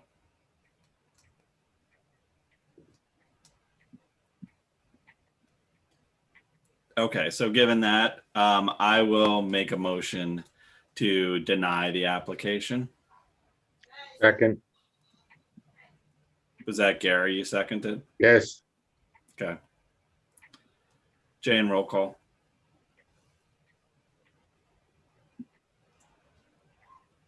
An Gary affirmative Negritz? vote is for denial. Yes. Diana Rule?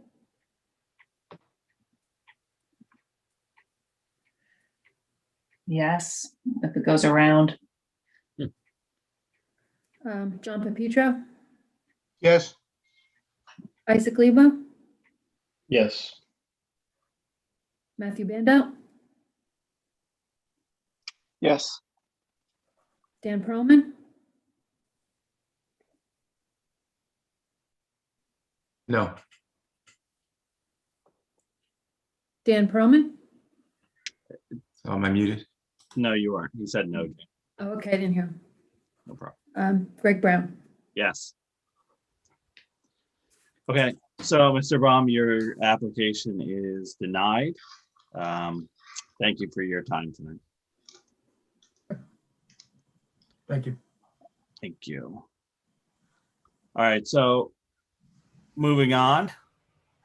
That ends our applicants for this evening. We have Jane, we have a discussion for Devon's 79 Park. Yes, can Mr. Devons isn't there, and Marianne Bucci Carter is there for the discussion about the memo she sent. So if we're going to talk about that, can we bring her in so that she can participate in that discussion? Okay. And then It's we'll go giving- back to Devons because he's not there anyway. It's giving me a problem trying to bring her in. I've been trying to bring her in since she's been signed on. All right, let me just, I could probably see if it allows her to talk.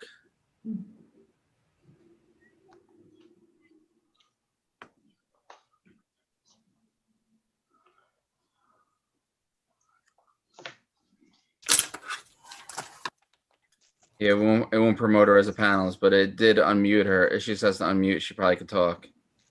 Okay. There you are. Oh, there she, okay. Can you hear me? Yes. Okay. Sorry about that. I just upgraded to my Zoom just before I joined. So, and I had no problems yesterday in a Zoom meeting. So I don't know what the issue is. I think maybe because I signed in with my Rutgers account, maybe. I don't know. Okay, Bruce, for the discussion, we don't need. We don't need video now. Okay, just making sure. Great. Okay. Yep. All right, so, Jane, did we catch up with Sergio before this, or? No. No, but I just thought maybe Marianne could explain, you know, like the timing of this and everything, as, you know, as far as why we should be doing this. Okay.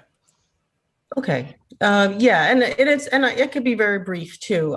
Basically, you have the memo which outlines the last couple of annual reports, and it does a little analysis of the cases that you saw last year, and tries to summarizes that. It doesn't take the step of actually being the report. I mean, there's no format really in the land use law for a report. It's basically the board reporting their actions, and if there are recommendations that they have to the planning board and the council, you pass those on.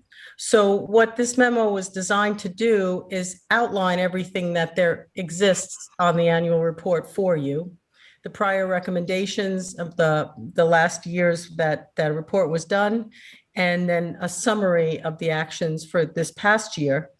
And really to set the stage for a discussion amongst yourselves to decide whether or not you have any recommendations, any further recommendations, or if you want to retract the ones that were made in the past, or if you want to let them stay and pass this along. And then I could write that up once you have that discussion, but this was just sort of a starting point.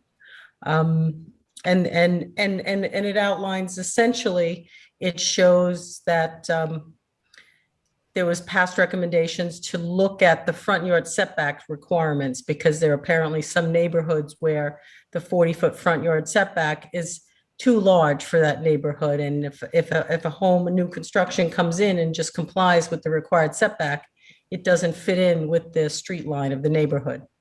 That was one of the past recommendations. Another was, and it was to look at that for porches as well, to allow maybe for larger porches for people to have more outdoor activity on the streets, street frontage. You didn't, and you kind of, the cases that you saw and approved kind of carry through that, where there were front yard setback variances frequently granted. The denials, there were 4 denials, and they essentially had to do with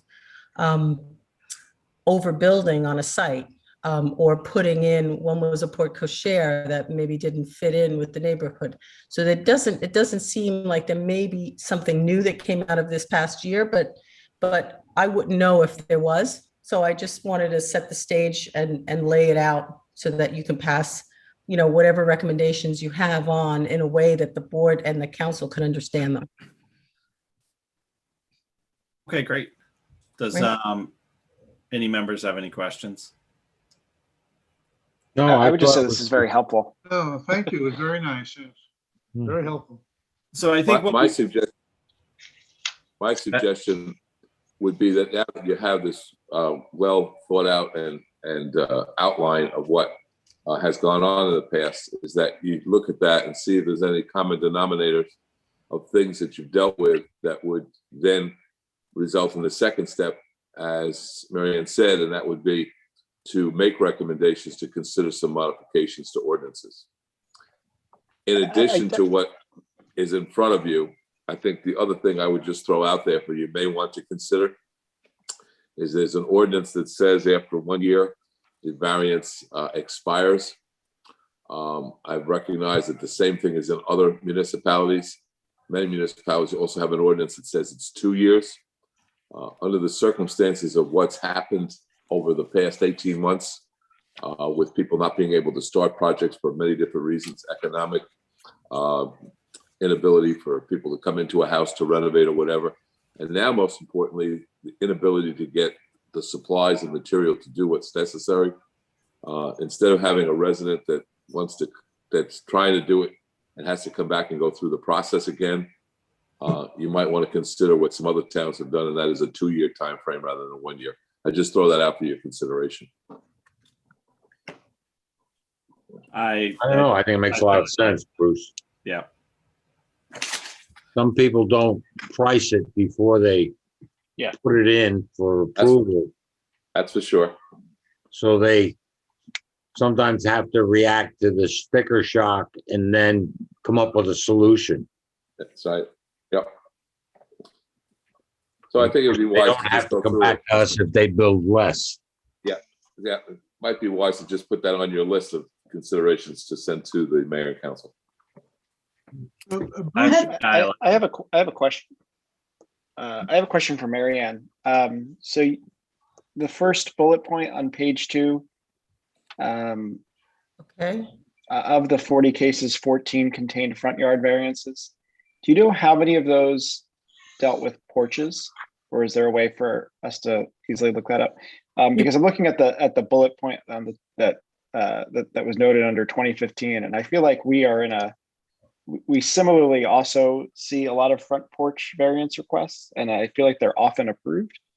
Tonight was a rare instance where it wasn't, but I'd be interested to just know what it might be in the description of all the cases. I didn't look at it for that in that kind of detail, but I think I didn't, partly because really I felt that, the recommendation for the changes should really come from you guys, and I wasn't part of any of these cases. Sure. But it's very likely that many of them did have porches.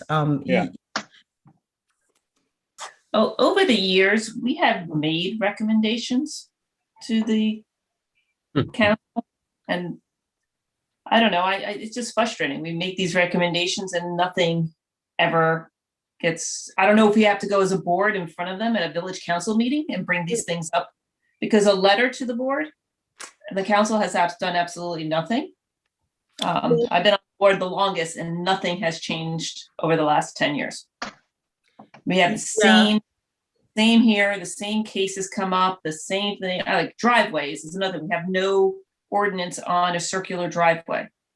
Circular driveway is, well, one of the things that's different, and part of the reason why I put this together too, is because the master plan is, redo is coming up. And so even if, the last few years, you didn't get much response from the mayor and council, I think you will get some response with, when a new master plan comes up. So these specific items can actually be introduced into the recommendations for the master plan, and then they will make it into an ordinance. So it's sort of a special year, I think, and that's why I think that it needs this kind of discussion. More than a letter is necessary. I mean, absolutely. You'd get the report. The report every time we send them a letter, we don't even get a response. It's not like we even have a discussion. We don't have a meeting with anybody. And if I'm sorry, I don't want anybody to waste more time if they're just going to do the exact same thing they've done for the last 10 years. And I'm being brutally honest. I'm at this point in my life that why are we wasting our time, all of us, doing this if nobody's going to make a change? And that's what I said. I think we have to approach it. This is the start to have this conversation as to how are we going to make these changes that are actually going to make an impact, or are we just going to spin our wheels time and time again? So I don't know if chairman and co-chair can actually make an appointment with the council to sit down, or the planning board to really effectuate some sort of change. Well, I'll make a suggestion. I don't know what year it is because I haven't checked back with the master plan. It's got to be reconsidered and updated, but there's public hearings for that. And in other towns that I've worked with, and I think Mary Ann would vouch for me, it's the same thing.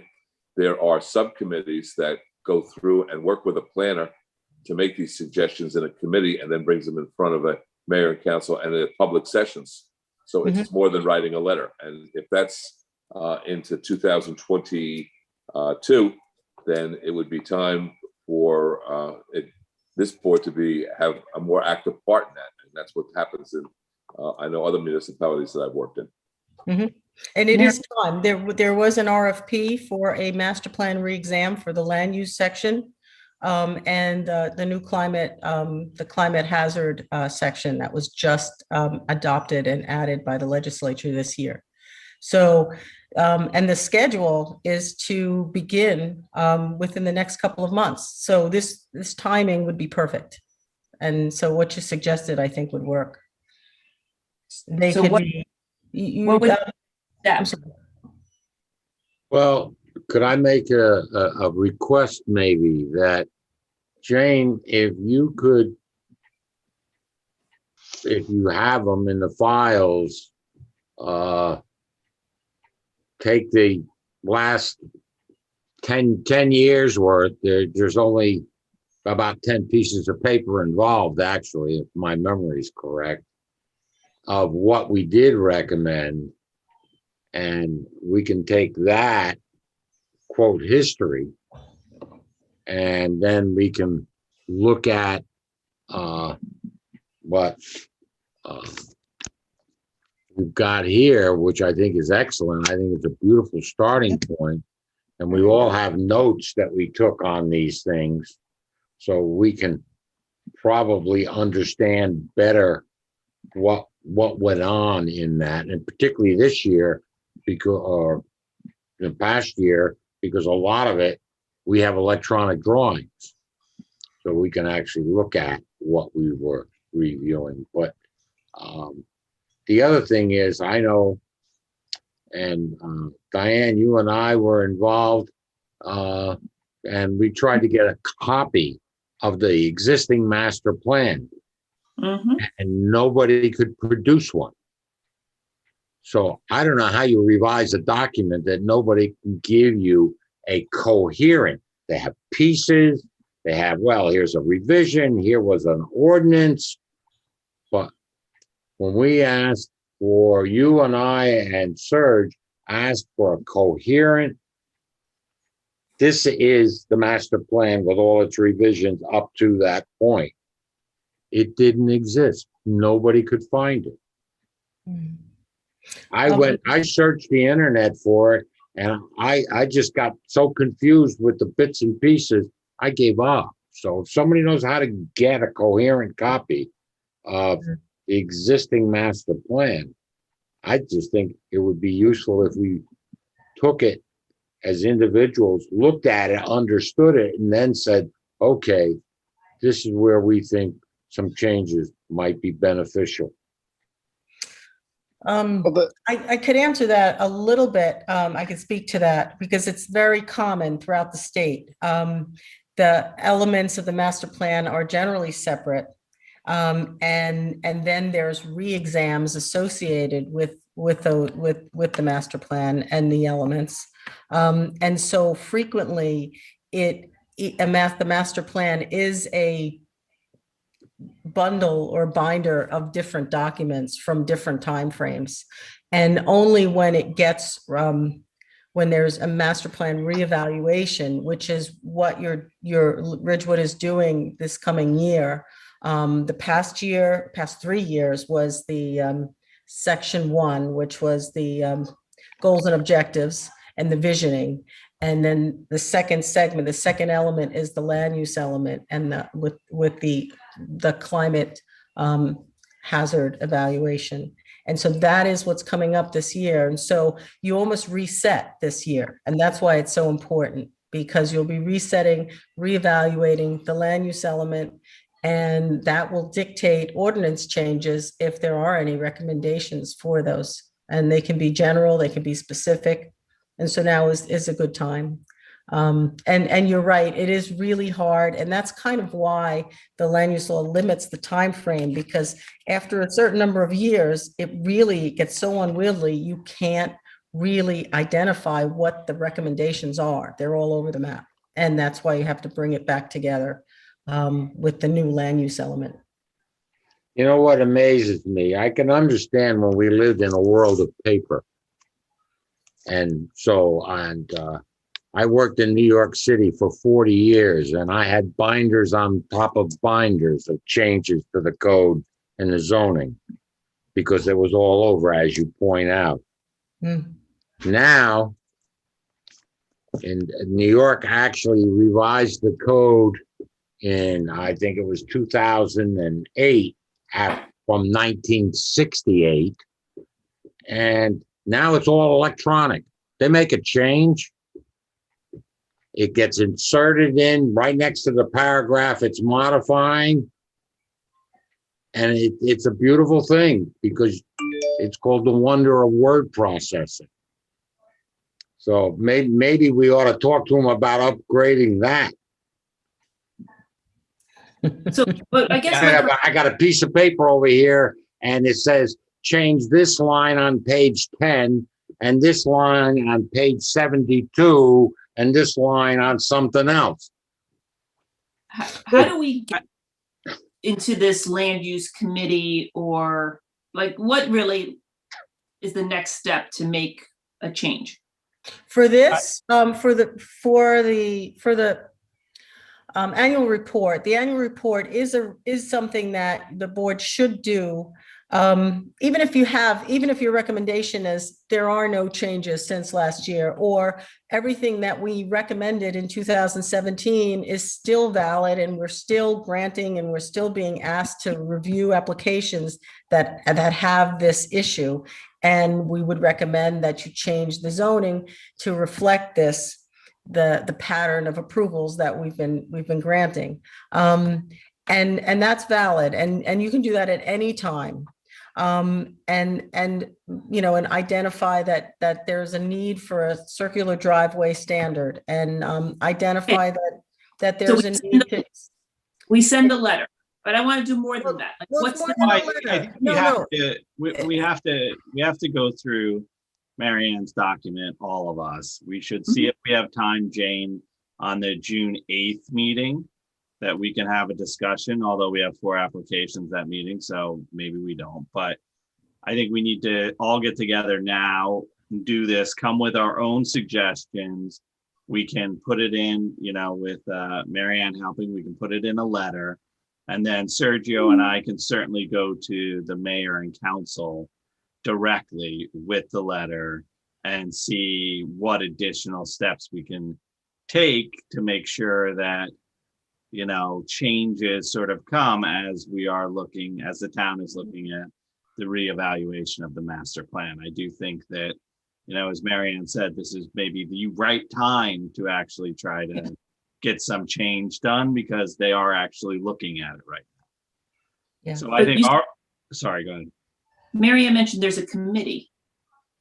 Oh, well, there will be. Nothing is set up yet. In fact, there's just an RFP that was sent out, but generally the format for master plans is that there will then be stakeholders, meetings set up, interviews with all the stakeholders, including the Board of Adjustment, planning board members, historic open space committee, and all the stakeholders of the whole entire community, include schools, education, and business, business groups, and the standard visioning, but taking it to the next step and asking about land use issues specifically.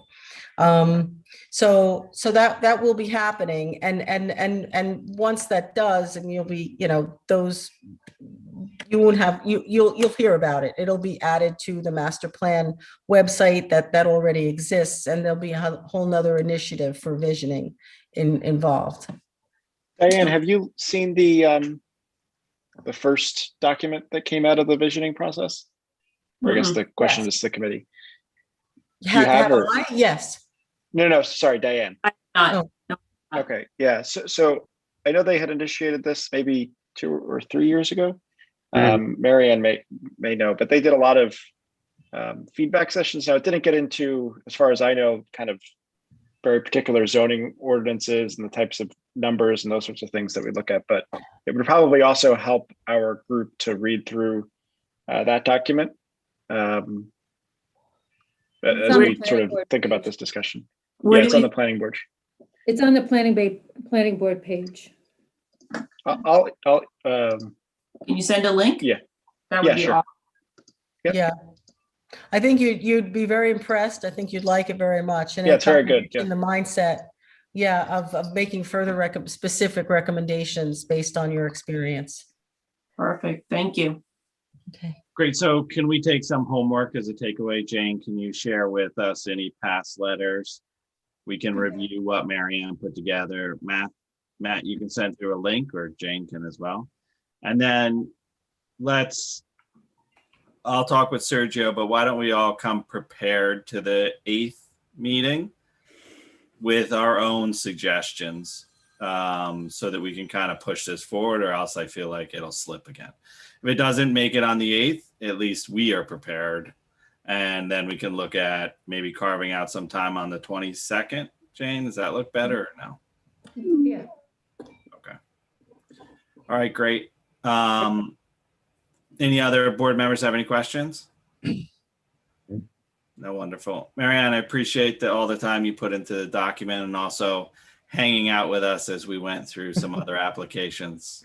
No problem. Thank you very much. Thank you. Okay. Bye-bye. Bye. That's- Jane, are we going to talk about Devon's, or they're not here?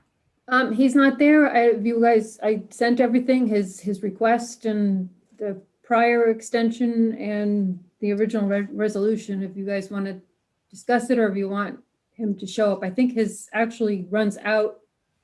May 28th. Yeah. Yeah, so we need to discuss it now. Did anyone have a The guy's chance got to a review? legitimate case. Sorry, Gary, what? I said, I think the guy's got a legitimate case. I mean, we've been sitting around for 14 months. All right.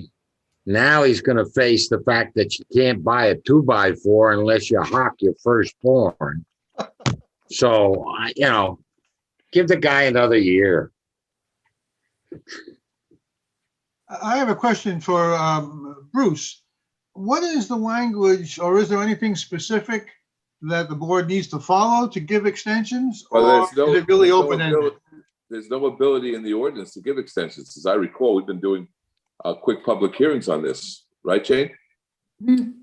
Right? Yes. Yeah. The law says that if you have an ordinance that does not have a provision in it that allows a board to give an extension without a public hearing, that you in fact have to have a public hearing. I think we've gone through that with a number of applications the same way. I thought we did. Yep. We've definitely given people six extra months before, or some amount of time. We did it with this, right? This was already extended once. We did do this without noticing before. We did on this one? And then you do a resolution. Yeah, let me just look. So no, we have not noticed for these. Well, that would be my question. What do we need to do this one correct if we're going to extend it? And my apologies, this one I didn't recall, but I see here we did not do this with a public hearing.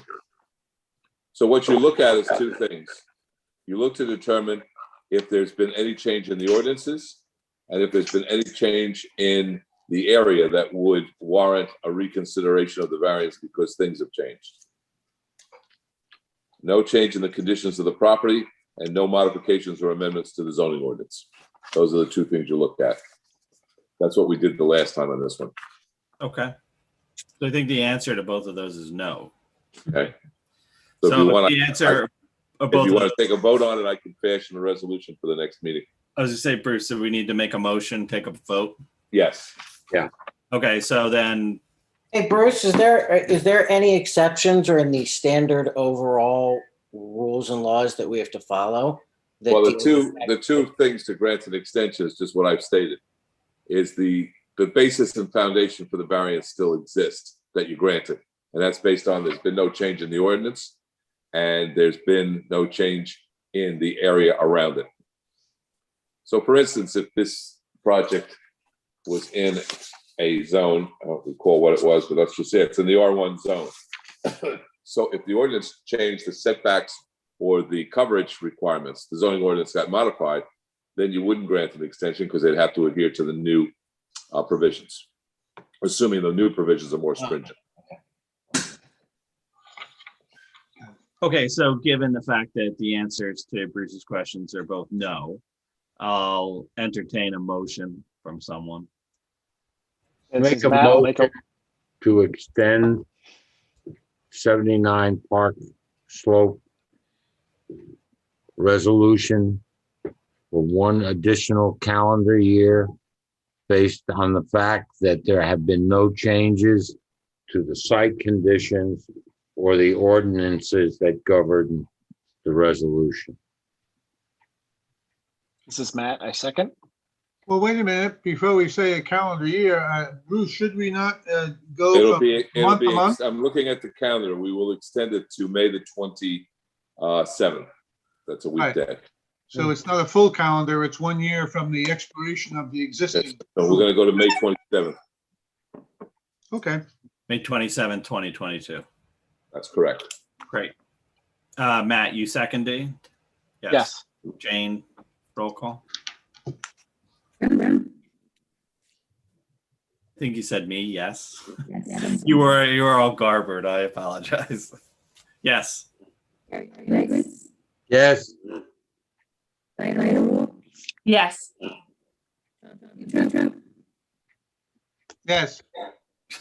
I think that was me. Yeah. Yes. Yes. If that was me, then yes. All right, great. So thank you in advance, Bruce, for preparing the updated resolution. No problem. All right, great. So do we have two to memorialize, Jane?